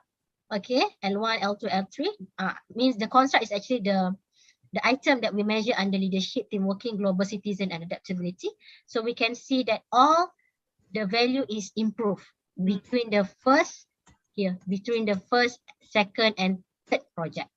Okay, third evaluation. We can say that it's improved. Okay, like this. This is pre-test. This is post-test. Okay, in this map, the higher the position of the item, it shows that it is difficult to be performed. So for example here, pre-GC1, we can find where is the post-GC1 here. So after post, it is lower. Means that after we give them some monitoring, some guidance, this item or this performance, they assume easier to be performed compared to the first one here. So the highest is pre-GC1. So at first, when we do the evaluation, this is the most difficult things to be performed. The global citizenship item number 1. But after few monitoring and after few guidance to them, see, from here to here is very big difference, right? Yeah. I'm not sure whether you can see the. You see, this is here and here. So this is proof with the pre-test and post-test test. It is significantly improved. So you also can give the next recommendation, cadangan, suggestions, and the suggestion also should be something related to assessment. Kalau nak letak cadangan yang berkaitan dengan teaching and learning boleh, tapi jangan banyak. For example, if for one only. Okay. But you see here, in my case, all papers, okay, you apply the multifaceted for inter-rater reliability. Because some of them said, ya ke, Tanta kawan-kawan ni dia pakat sesama dia orang. Actually, you can check through the inter-rater reliability. And then you can develop the system for the evidence, also for the to record the evidence, and then you can develop the system for auto-generate the profile, student's profile, like this, student profiles. This is not auto-generate, this is only using the Excel. So next, now they already did because this is long time, 2016, now they already have the auto-generate to generate the profile.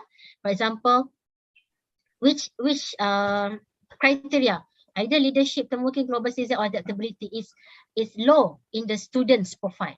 Okay, because we can see that actually among all these four, global citizen is the lowest, character that means that this character that need to instill more in students compared to others. Okay. Then rubric can be expanded for another generic skills, but because in this CLO we only measure these four, so of course we only focus on these four only. Okay, I think that's all, Doctor. Yeah, thank you very much, Dr. Associate Professor Dr. Adi Latif. We really appreciate and exciting, really exciting and instructive sharing. So yeah, really good for us. Like for example, like me myself from design schools, for example, that we have a lot of alternative assessment.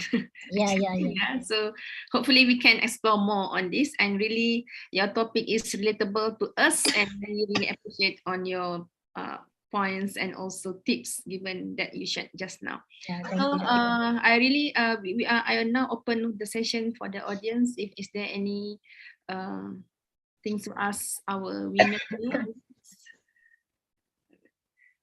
So how do you actually, while waiting for the question, so how do you actually come with all the challenges, doing this assessment is not that really straightforward, right? So Yeah. overcome the challenges, and you want to share what? Okay.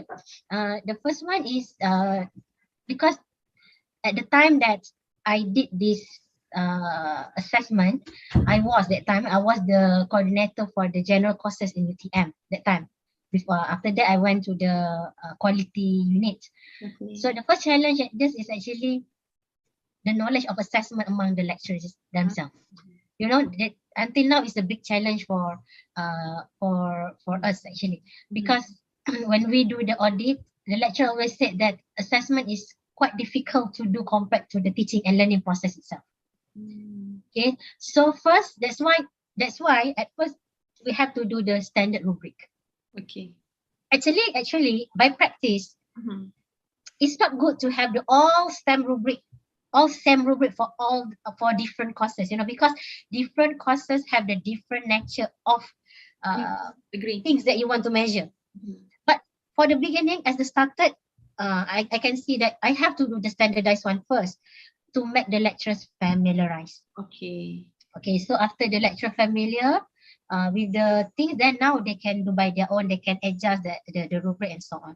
So if you ask me the challenge of this competition, for me, honestly, there is no big challenge if you already do it. Okay, good. Because you have all in hand. You already have all in hand, you just make it in the paper. You have evidence, you did it. So memang rugi kalau tak masuk sebab benda dah ada. Tak susah. Semangat. Sebab betul, for me kalau you dah buat memang tak susah, memang masuklah, jangan tak masuk. Okay, I tell you my real story.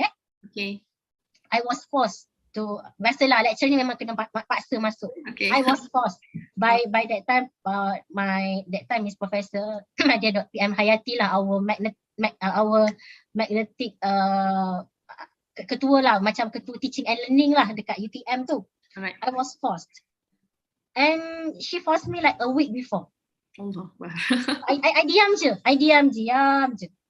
One day before the deadline. You did. She messaged me again. Tadi dah buat belum? So I fill up the form satu hari sebelum. Tak banyak pun kan, tapi because you have all in hand actually. Yeah, betul. You have all in hand. So, and to gather all the information lah. Yeah. So I still remember I fill up the form by pagi-pagi pergi kerja at 8 AM. By 12 dah siap. Maksudnya nak kata tak susah. Betul. Tak susah. Buat. Yang susah sikit tu adalah macam saya tak pandai sangat nak buat video masa tu. Tapi sebab saya dipaksa, so saya paksa dia orang tolong saya buat video. Yelah, teamwork lah kan. Sebab video mestilah nak cantik, takkan video selfie macam selalu gitu kan. Belajar benda yang baru juga kan. Yeah, so I ask them, our unit then UTM lead lah, we call UTM lead, they are support our teaching and learning. I see. So they they just, I said I will come only to talk. I ask them to I give the materials, so they edit everything. Itu penting lah sebab lecturers ni banyak kerja kan. Jadi sometimes if you are not so competent to do the video editing, it will be some burden for you. So I said to my boss that time, I said that okay, I will come only to record, but I want your help to ask your technician to help to edit all my video. So saya isi borang tu pagi tu juga. So petang tu terus diorang tolong saya buat video. Sebab video 3 minit je kan. Terus hantar. That's why teamwork very important. So I want to say, if let's say you do 1 week before, how beautiful your proposal can be. I do 4 hours before the deadline. 4 hours only. 1 day before deadline. Itu pun sebab dah kena, biasalah lecturers memang sometimes they have to be forced because they are very busy, right, to do things. Sometimes they think macam but that one is first time also for me. But then after that I told them, okay, when I share with all my friends, they feel motivated to do. Kita kena share lah video ni dekat kawan-kawan design base ni sebab ada alternative assessment actually besar lah dia punya peluang tu. Doktor, you alright? Okay, so I think we have to stop now. Doktor pun tak apa sihat tu. Thank you very much, Doktor, for your presence today, and kami doakanlah Doktor sihat and insyaAllah get well soon and all success. Okay, thank you very much, Dr. Diva. Terima kasih, Doktor. Okay, good luck for everyone. Thank you. Have a good rest. InsyaAllah sihat. Okay, right now we are reaching to the third panelist of our presentation today, yang berbahagia TS Dr. Azizul Azri Mustafa, also from University Technology Malaysia. Right, before we begin, allow me to introduce our distinguished speaker today. So TS Dr. Azizul Azri Mustafa is a lecturer at School of Chemical and Energy Engineering, Faculty of Engineering, UTM. Dr. Azizul obtained his degree and master from UTM and pursued doctoral degrees in chemical engineering, chemical property estimation and product design from University of Denmark, right? And okay, Dr. Azizul Azri was the winner for the Akri 2019 under Reka Bentuk Kurikulum dan Pengajian Inovatif. Dr. Azri, you ready? Yeah. Okay, that's right. With great pleasure, please welcome Dr. Azri Mustafa to the screen. Now over to you, Dr. Azri. And Dr. Azizul, sorry. Okay, thank you very much, Surveyor Dr. Roziha, for the introduction. Hi everybody. Hi, Assalamualaikum warahmatullahi ta'ala wabarakatuh, and a very good morning. So first of all, I would like to thank the organizer for giving me the opportunity to represent my team to share with you about our program. And actually, I have been the program that I will be sharing later have been around for 10 years, and I have been the coordinator for 7 years. I'm actually no longer the coordinator. Currently, Dr. Lim is the coordinator, but I think maybe because I have been the coordinator for 7 years, so that's why they insist me to share here today. And in fact, when we won the Akri back then in 2018, I was the coordinator. So yeah, so basically I'm representing my team lah, because this is a program, so you cannot just run a program on your own, right? So you need to have a team, a big team. Actually, we have a bigger team than Dr. Adibah lah. So I hope Dr. Adibah will get well soon. Yeah, very insyaAllah. Yeah, so nowadays that's the new normal lah. Even the speaker is now positive.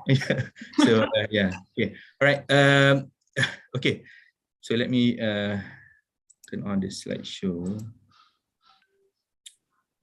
Okay, right. So this is just sharing the picture. So Alhamdulillah, during Akri 2018, it was 4 years ago, right? Was quite some time. We won the third place. We were not the champion. We won third place during that time.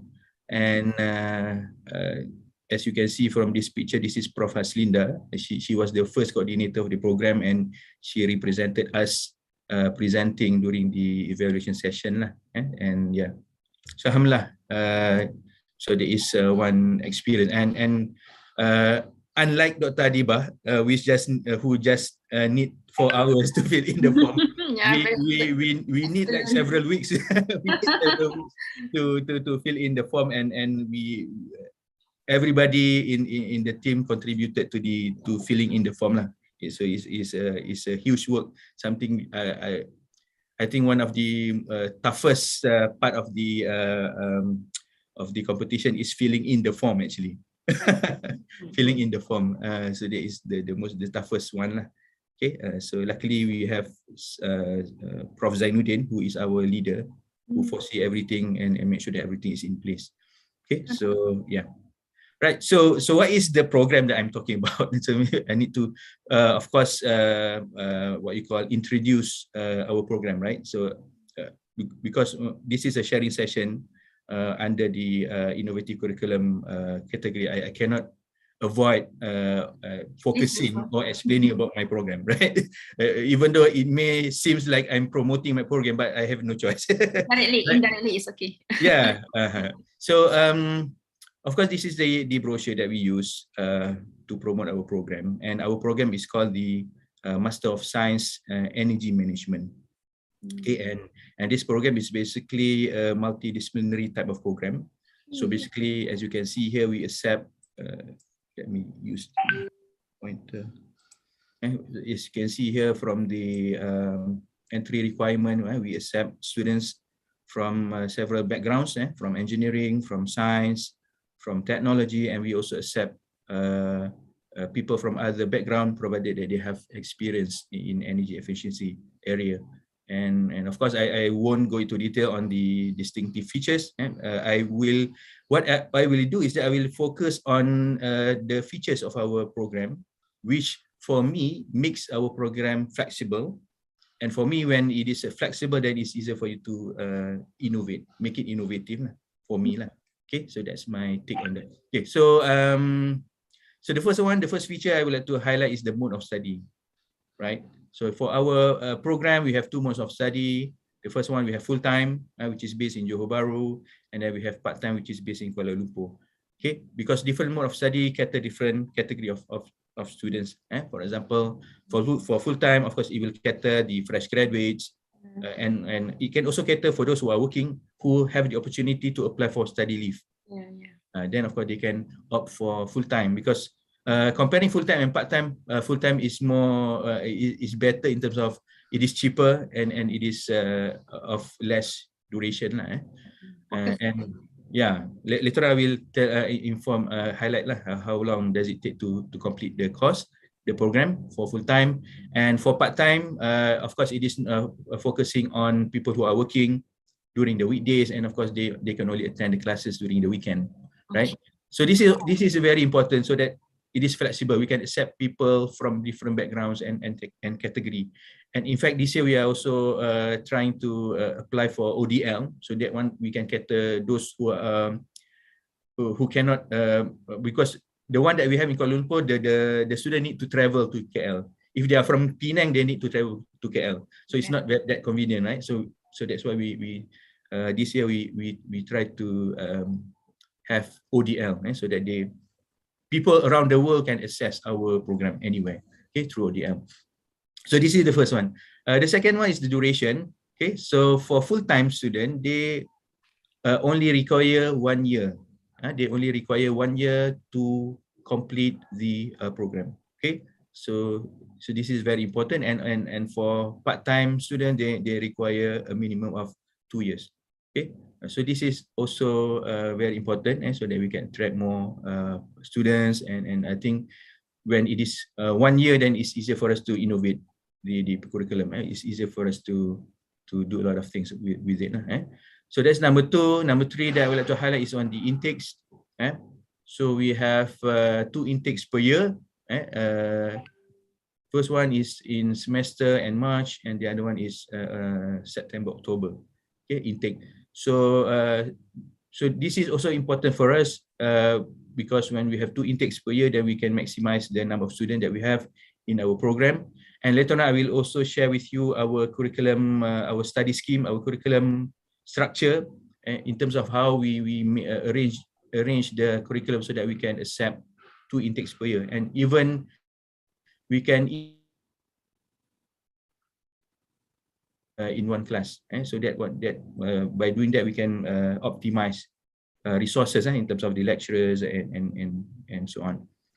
Okay, so that's the third one. The fourth one that I would like to highlight, which is the main feature of our program, is that qualified graduates will be awarded a professional certification, which is called the Registered Electrical Energy Manager, or REM certification, and this is being certified by the Energy Commission of Malaysia. Okay, so I think for us, this is the main attraction for our program. So besides the master's degree, they can also get the professional certification, which is of higher value added for them. And on top of that, of course, what about students who already have REM? Okay, so for them we also applied from the Energy Commission to provide CPD hours for current REM, because they need to renew their certification every year and through the CPD hours. Right, so these are some of the features of our program, which I will maybe explain in more detail in the next slide. Okay, next I just would like to share the chronology just to get to know the program. Okay, so it was being approved by MOHI in 2012, so it's 10 years now, and 3 years later we had our first curriculum review, whereby we have increased our credit from 40 to 45. The reason why we do this review is that so that we can what you call integrate with the REM certification, because for our previous curriculum we cannot do that because of the curriculum itself, right? So later on I will also share with you how we design the curriculum so that it can fit the requirement of the REM. Yeah, and so basically after we did the review, then only we apply for approval from Energy Commission, and we managed to get the approval a couple of months after that, right? So we have been approved as the UTM Center to train REM through the Energy Management Master Program. And then we had our first MQAA audit, and then in October 2016, we don't have a choice. We need to review it again due to the ICGPA. So that is, I think, university-wide review that we need to do. And since we have a curriculum review, we also incorporate what the comments that we receive from the MQA audit. Okay. And then, so Alhamdulillah, in 2018, we entered the Akri competition and managed to get third place. And in a way, we are also forced, but not forced by the university, but more or less forced by our leader. Prof Zain is our former DVC academic, and so, but during that time he was not yet the DVC, but he had a vision, so we just follow we just work together to enter the competition, and alhamdulillah we managed to win it, third place. And just to highlight that this is post Akri in July 2019, just to highlight, because this is we were talking about innovation, right?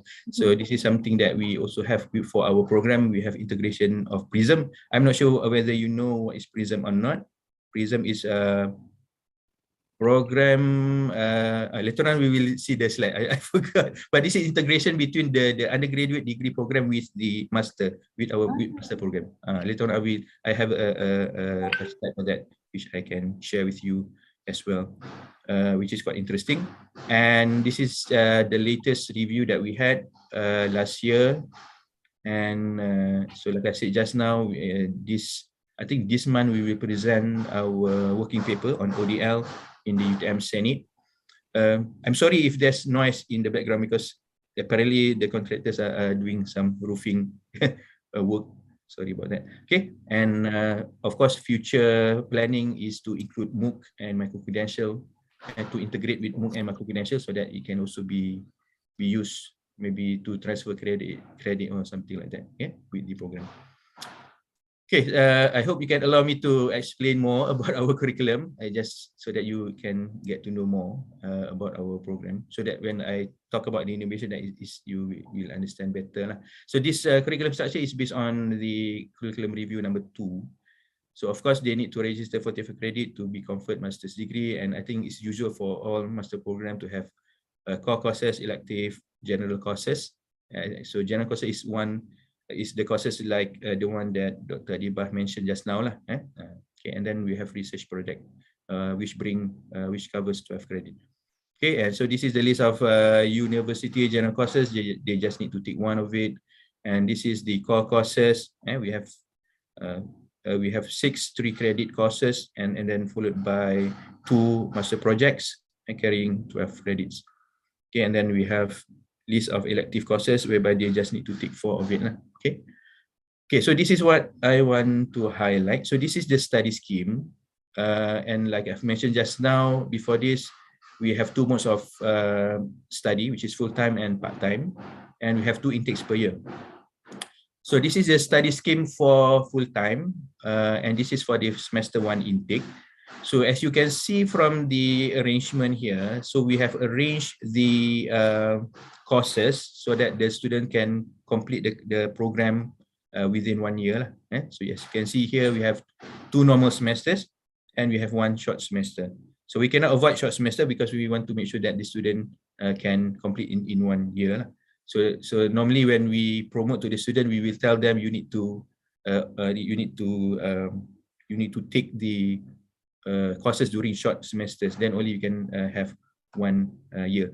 So normally I will emphasize, I will make sure that everyone follow the schedule so that everyone can graduate together and it's easier for us to manage. And this is, we also have a study scheme for the second intake. So the way how we design the program is that there are no specific order that the student need to what you call in terms of registering the course. There are no rules in terms of, okay, you need to register the core courses first, then only you can take elective courses. We don't have that kind of rule. They can, yeah, it's flexible, so it doesn't, there are no prerequisites in a way. So they can take whatever course that they like actually. But of course, like I said just now, I will try to force them to follow our schedule. Okay, so the way how we design this schedule is that when the first intake student enters the second semester, the list of courses that they will take will be the same with the student of the second intake. So if you see here, if you can see here, this is project management, elective 1, 2, 3. Okay. And this is also the same with the curriculum in the second semester for the first intake, right? So by doing this, we can combine them into the same class. Yeah. So with that, we can optimize our lecturers lah. So we don't have to offer the same course every semester. We just need to offer the one particular course just once per year lah. So because our lecturers also need to teach undergraduate degree programs, right? So yeah. So and we also have a limited number of lecturers. But there's an exception to some courses, to one courses actually, which is the research method and design of experiment. Of course, this course need to be taken by the student in the first semester. Doesn't matter which intake they are in lah. Yeah, like for example, like this one. So this is the first intake. So you can see here research method, and then the second intake still the research method is in the first semester. Because they need to take that one first in the first semester, then only in the second semester they can register the project. Master 1. Master project 1. Because we can't have master project 1 together, of course, in the first semester, right? So they need to learn first to get an idea about what is energy management and so on, then only they can do their work on the project. Okay, so that is how we design it. And so this is just part-time, more or less the design is the same.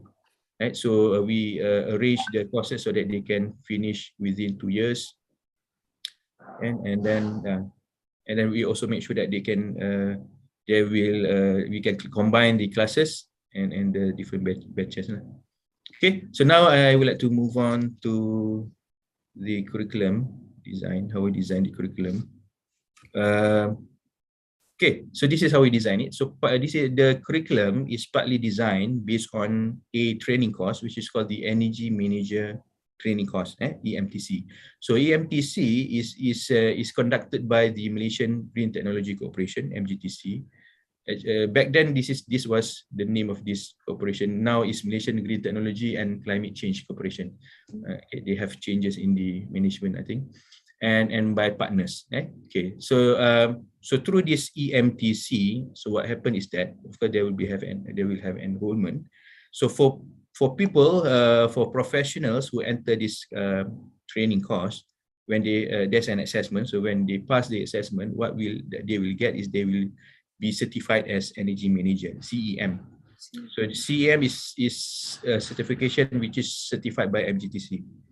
But they can further, after obtaining CEM, they need to do some, CEM is also recognized by AMAS. AMAS is ASEAN Energy Management Scheme. So it means that if you have CEM, you can use it in the ASEAN region.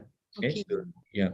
But in Malaysia, we have a specific certification, which is called RIM, just now that I've mentioned. So in order to obtain RIM, after obtaining CEM, you need to work on a project, and you need to prepare a report, and you need to have a 1-year experience in the related area. Then you can apply for RIM, which is Registered Electrical Energy Manager, and RIM is certified by the Energy Commission of Malaysia.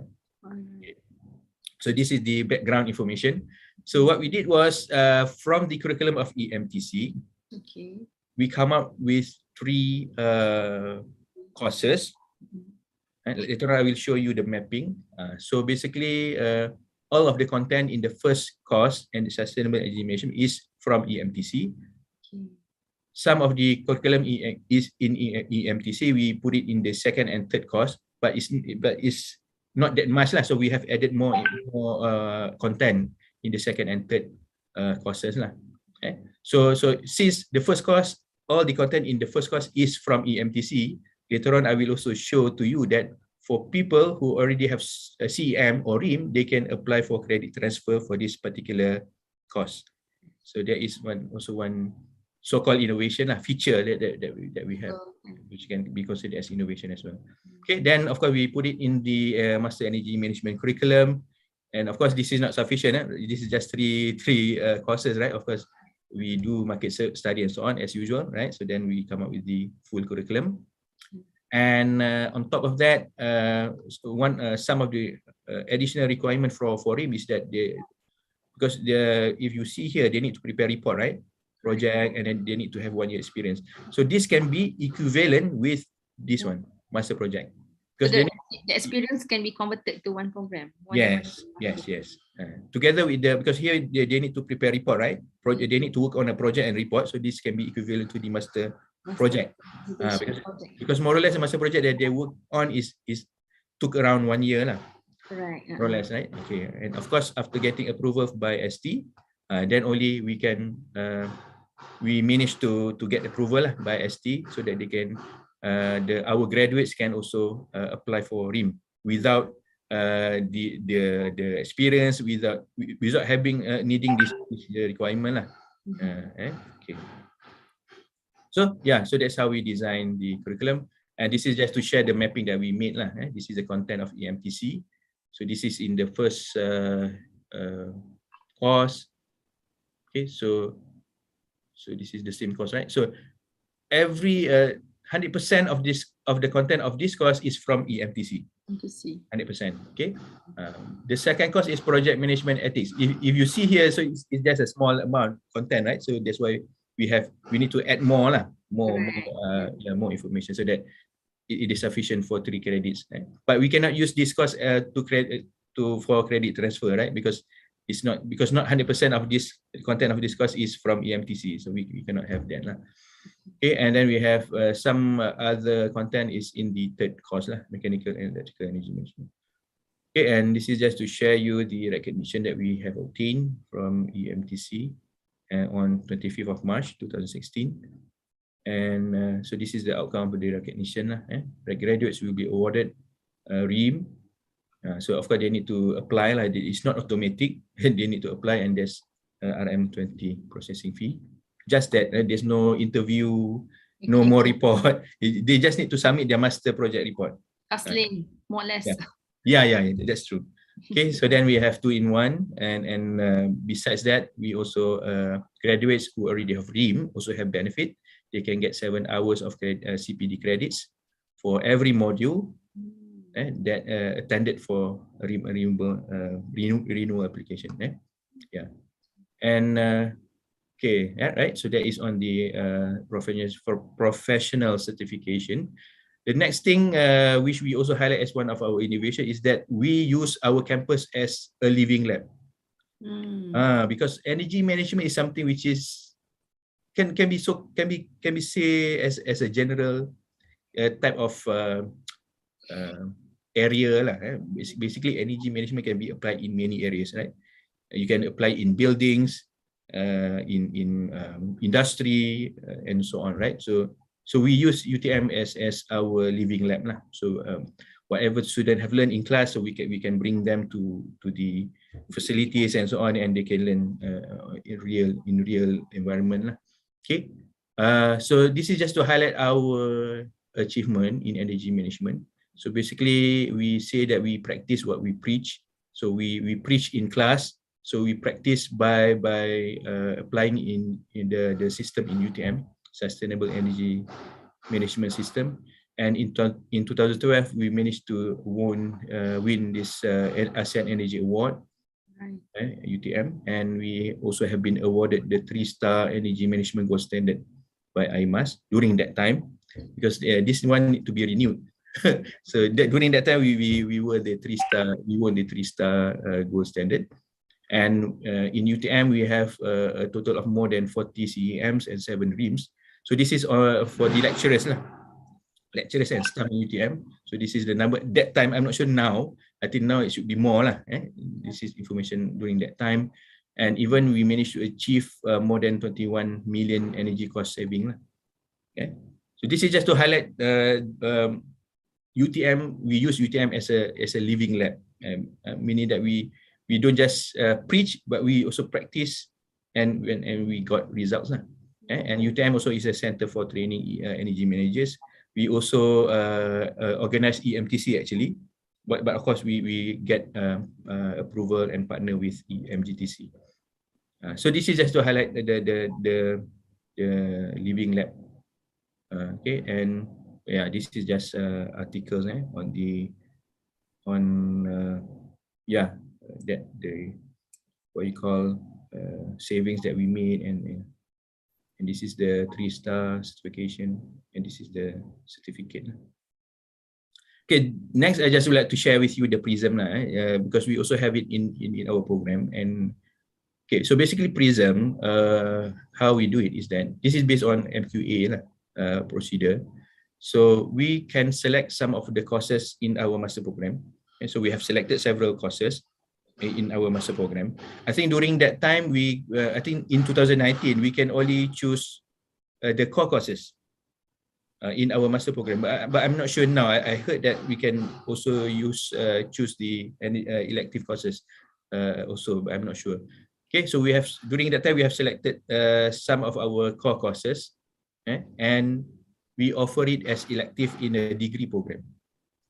So of course we need to identify what degree program which is suitable to be integrated with our master program lah. Okay, so during that time we use the so we can only offer maximum of 3 electives in our degree program, and we pair with the Bachelor in Engineering Chemical program. So basically, because like I said, energy management is quite general, right? So we can integrate basically with whatever course. So I think for chemical engineering it is still suitable. Okay? And okay, so let's say for example the student register the elective courses, which are from originally from the master program. So if they register and they pass, and then they graduate, and then they graduate, and of course, if they enroll in the master program, then they can apply for credit transfer. So if they took all 3 courses, then they can get a maximum of 9 credit transfers lah. Okay. Because they took earlier during the degree, right? Yes. Yeah, that's brilliant. Okay. But I'm just explaining the general information lah, but there is more detail on that lah. So our program is already 1 year. So if we have a student using Prism, enrolling in our program, they can reduce it further lah. Of course, not reduce it for less than 1 year, but they can have the workload. Yes, they have a lower load, and they might maybe they don't have, but still they need to have the short semester, because the first semester would be the research method, second semester would be the master project 1, third semester should be the master project 2. They still need to have the short semester, but yeah, in terms of the load lah. Not But that actually, and not that really stressful. Yeah. Actually, Prism is better for example, if you have a master program which is for example 1.5 years. Maybe instead of 1.5 years, you can reduce it to 1 year. But in our case, we already design it as 1 year program. So that's why it is a bit macam tak kena sikit lah, because we already 1 year, and then we reduce it to 9 credits. So this you just have more time lah. You can focus more on what you have, itu saja lah. Okay, and this is just sharing what our future plan related to flexibility and how we can make it what you call innovative. Actually, we are currently trying to get approval endorsement for MGTC to award CM as well, just like we that we have with RIM lah. Because certain employer, they would like their students to have CM. Certain employer, they want RIM. So so different market. I'm not sure why. I think the one from hospitals, they want graduates to have CM. They want RIM, which I'm not sure why lah. So that's why this is also important. Some of the important thing that we need to look at as well lah. CM. And number 2, actually this is something which is interesting as well. Actually, before this, we had a discussion with MIT Energy Initiative on using their MOOC. They have developed several MOOC courses which are related to energy, which we can use. We can also use it for our program lah. So meaning that if let's say the student need to take elective, they can opt for the MOOC which are produced by this MIT, and we can use it for free. And what we can do is that maybe we can rebrand our course to be like, for example, UTM, MIT, so that would be more interesting lah. So this is just another idea lah that I can share with you that we can also opt for lah. And stackable degree, currently we already have the transfer credit for the one of the course for those who already have RIM and CM. And this is the other things that we are looking at as well. Maybe we can maybe the students can get master degree through modular courses, through MOOC, micro-credentials. So these are some things that we are looking at now. And of course, the ODL. ODL. Okay, all right. So what's the time now? Okay, right. So this is just, I'm sorry because my background is not education. I'm engineering background, so I don't focus more on the theory or something like that. I'm just sharing my experience and what we have with our curriculum lah. Okay, so I'm not like Dr. Adibah lah. Dr. Adibah is a well-known expert in alternative assessment. Okay, so I'm just sharing. So this is the actual slides that we have used during the presentation when we present during Akri 2018. So during that time, what we did was we market our curriculum as UTM Master Energy Management with double professional certificate, which is the RIM and CEM. So those are the two things. And this is what we wrote. Actually, the details are in the form, but I don't intend to elaborate the details. But these are the project rationale that we have included. So this is the objective of the curriculum redesign. So we focus on the redesign, comparing our existing, our new curriculum during that time, where we include the EMTC compared to the previous one. Okay, objective. Of course, we focus on producing future-ready technically competent energy professional, right? Because at the end of the course program, they already have RIM, so they are already considered a professional actually, right? Which to drive holistic transdisciplinary energy sustainability initiative, sustainable implementation of energy management system, and then this is the justification of the redesign. So we target to produce certified professionals in line with EMIR is a regulation under ST, and then EECA is the Energy Efficiency and Conservation Act, and target to reduce the CO2 emission, and then drive implementation of International Energy Management System, AMAS and ISO 50001, and fulfills UTM vision as ASEAN Showcase Living Lab during that time, Sustainable Energy Management, and also, of course, to fulfill SDG, focusing on SDG 7, 11, and 12 goals. And this is the approach. So this is focusing on the structure of the program, of the curriculum. So comparing the previous one with the new one. So previously it was industry relevant curriculum. Of course, that is already good, industry relevant, right? So now we are focusing more on driving stakeholders, and we do a lot of engagement with stakeholders. And previously it is multidisciplinary, now it's transdisciplinary. And previously content and case study from public domain. Now we're focusing on this cycle, which is called TRIC, teaching, research, innovation, and commercialization. So basically our lecturers do a lot of research in energy management as well. And they also produce a lot of innovation from the research projects, and they also produce software and tools. So that is under commercialization. And previously industry relevant. This is now it's still industry relevant, but it's more focusing on flexible, like I said, like I've mentioned a lot, flexible and stackable, and of course professionally certified through RIM and CM.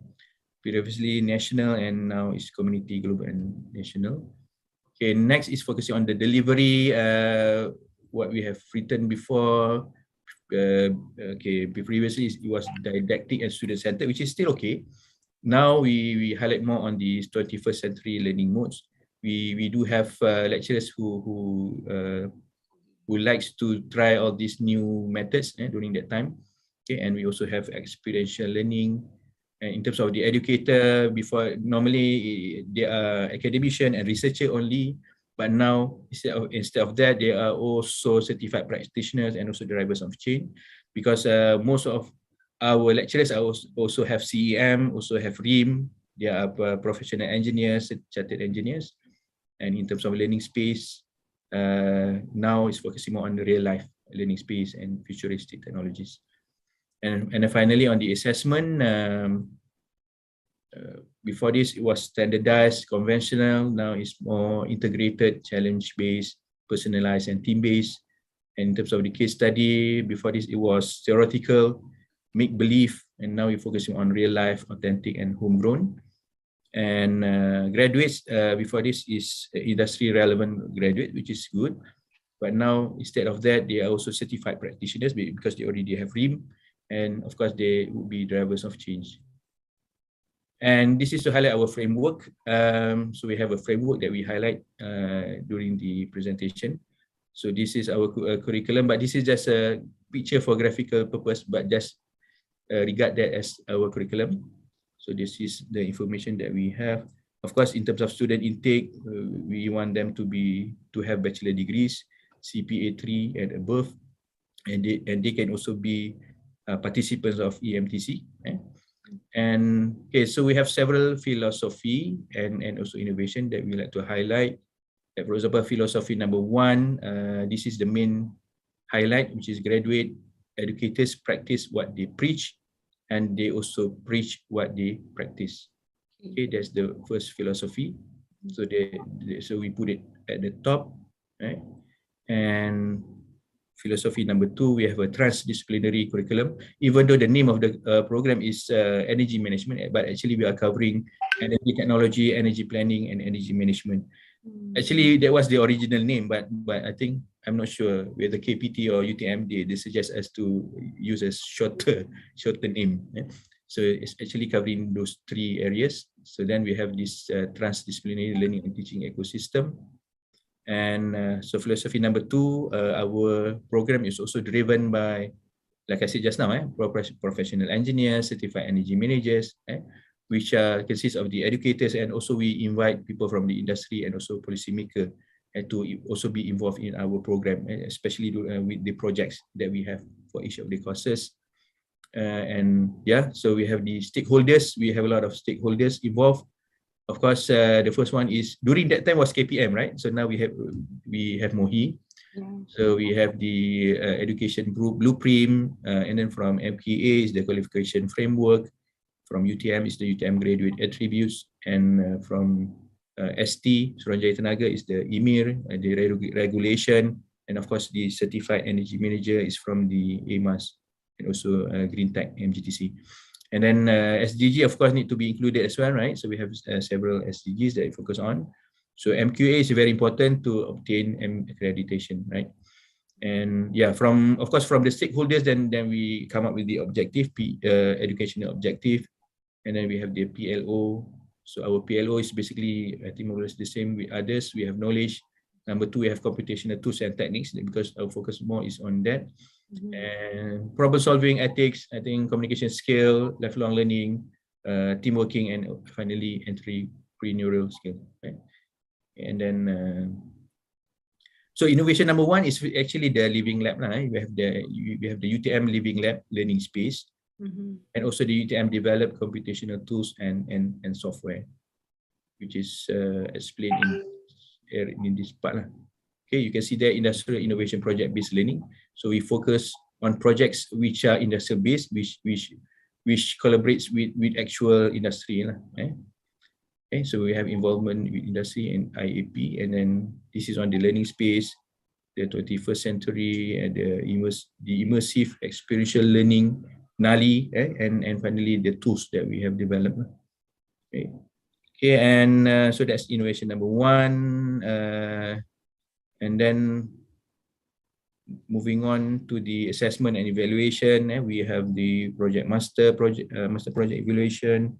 We have for our courses, we have also projects involving reports and presentation. And then this is normal test, quiz, final exam, homework, assignment, peer and self-rating, focusing on the team working, reflection, portfolio, and yeah. And then of course, innovation number 2 is focusing on the double certification, which is CM and REAM. Okay, and that's innovation number 2. And okay, innovation number 3 is so we call it as assessment by policymakers. Okay, let me explain.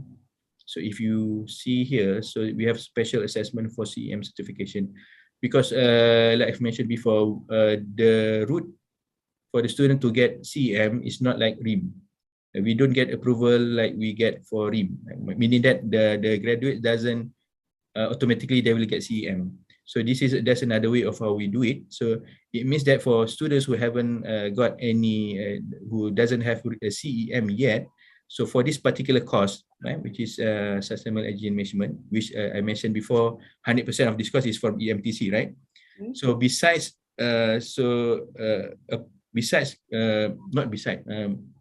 rather than going through the course normally in class and so on, what we plan to do was we bring the student to EMTC courses.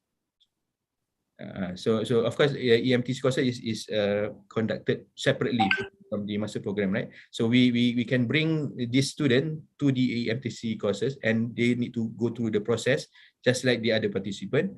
And whatever assessment that have been done, whatever grades that they get, so then we give it to this course lah. So this is just another approach that we try to think of lah, in terms of how to give CM certificates for our students. Right? Okay, and that's innovation number 3. And finally, of course, is the credit transfer lah. So flexible and stackable. Successful EMTC professional participant will be exempted from the course.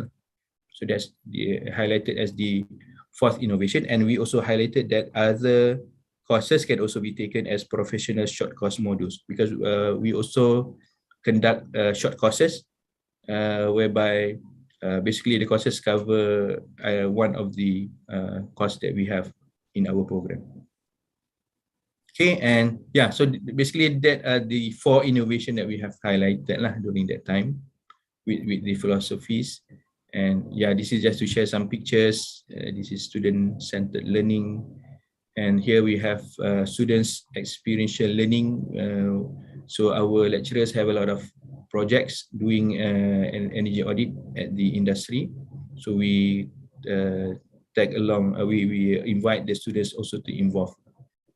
So these are the pictures, and this is industrial audit visit. So yeah, so we have we bring the students to actual facility plan and to yeah, we discuss with the people from the industry about normally they will ask about what they have learned they have learned in the class.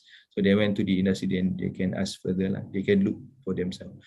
Okay, in terms of project impacts, yeah, this is just highlighting the graduates, some of our graduates that we have, and so this is just to show that most of our graduates, all of our graduates have been employed as energy professionals. So these are some examples of their employment letters that they share with us, and this is the RIMs these are the RIM certificate that they get upon graduation.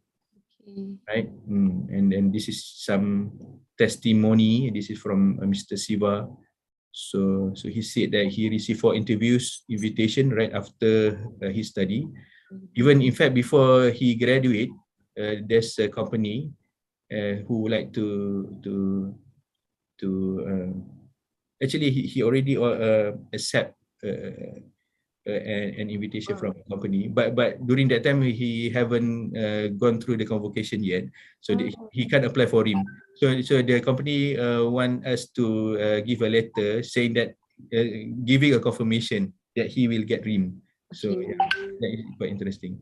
And now he has a vast experience. So he have done experience energy audit in China, India, Philippines, and Vietnam. So yeah. And then this is another example of our graduate. So it says that I just focus on the highlight help her secure a job before graduation as an energy engineer. So this is, so it shows that the energy manager are very what you call, have a lot of market, a huge market out there. A lot of companies would like to appoint energy managers. And yeah, this is just to highlight the living lab. And finally, what time is it? Okay, so this is our project team.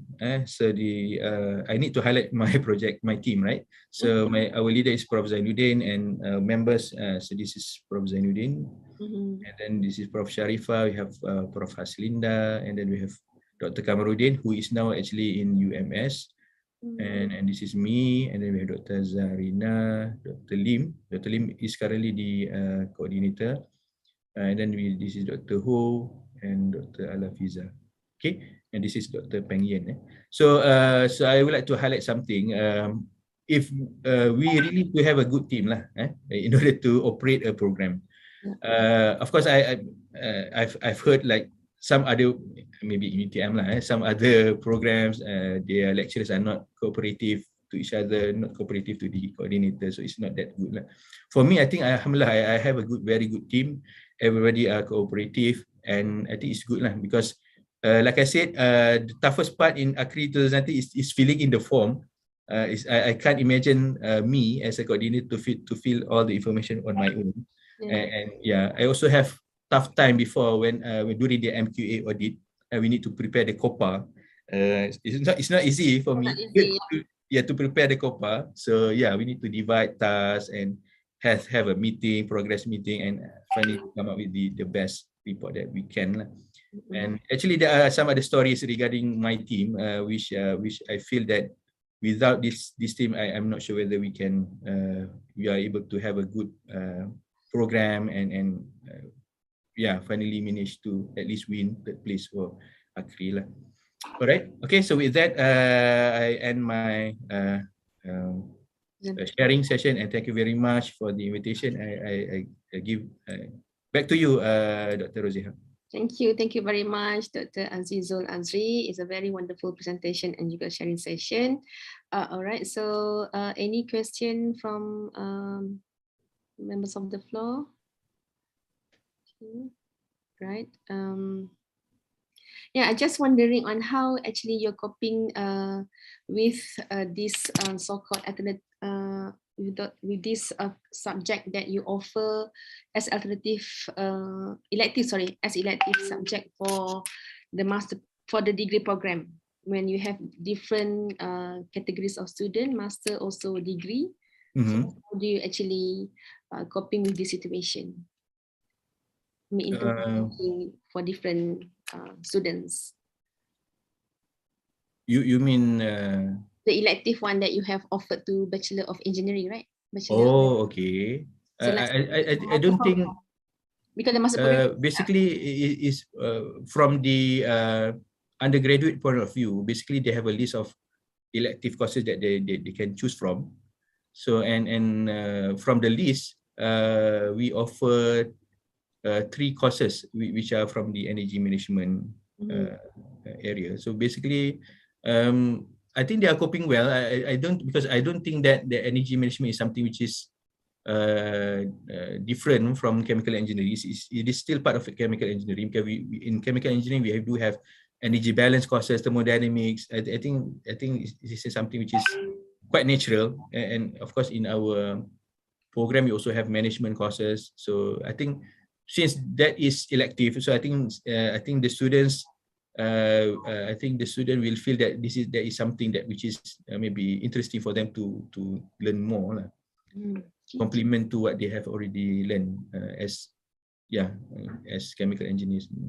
So it's kind of value added actually for them to yes. knowledge, right? Okay, that's brilliant. All right, so I guess that's all for today, maybe, because time is running for Jummah prayer. Yep. Okay, for fellows participants and fellows friends, you can have the I attended link from at the chat box.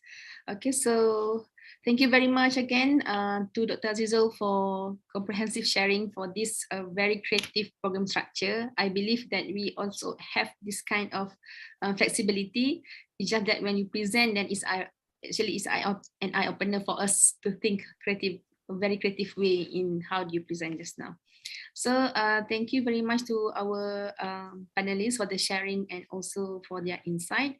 I believe our audience is truly inspired with all these well-rounded academicians, with all these ideas and with all this creativity. We hope that all this expertise and willingness to share their knowledge will enable to make significant contribution to our body of knowledge.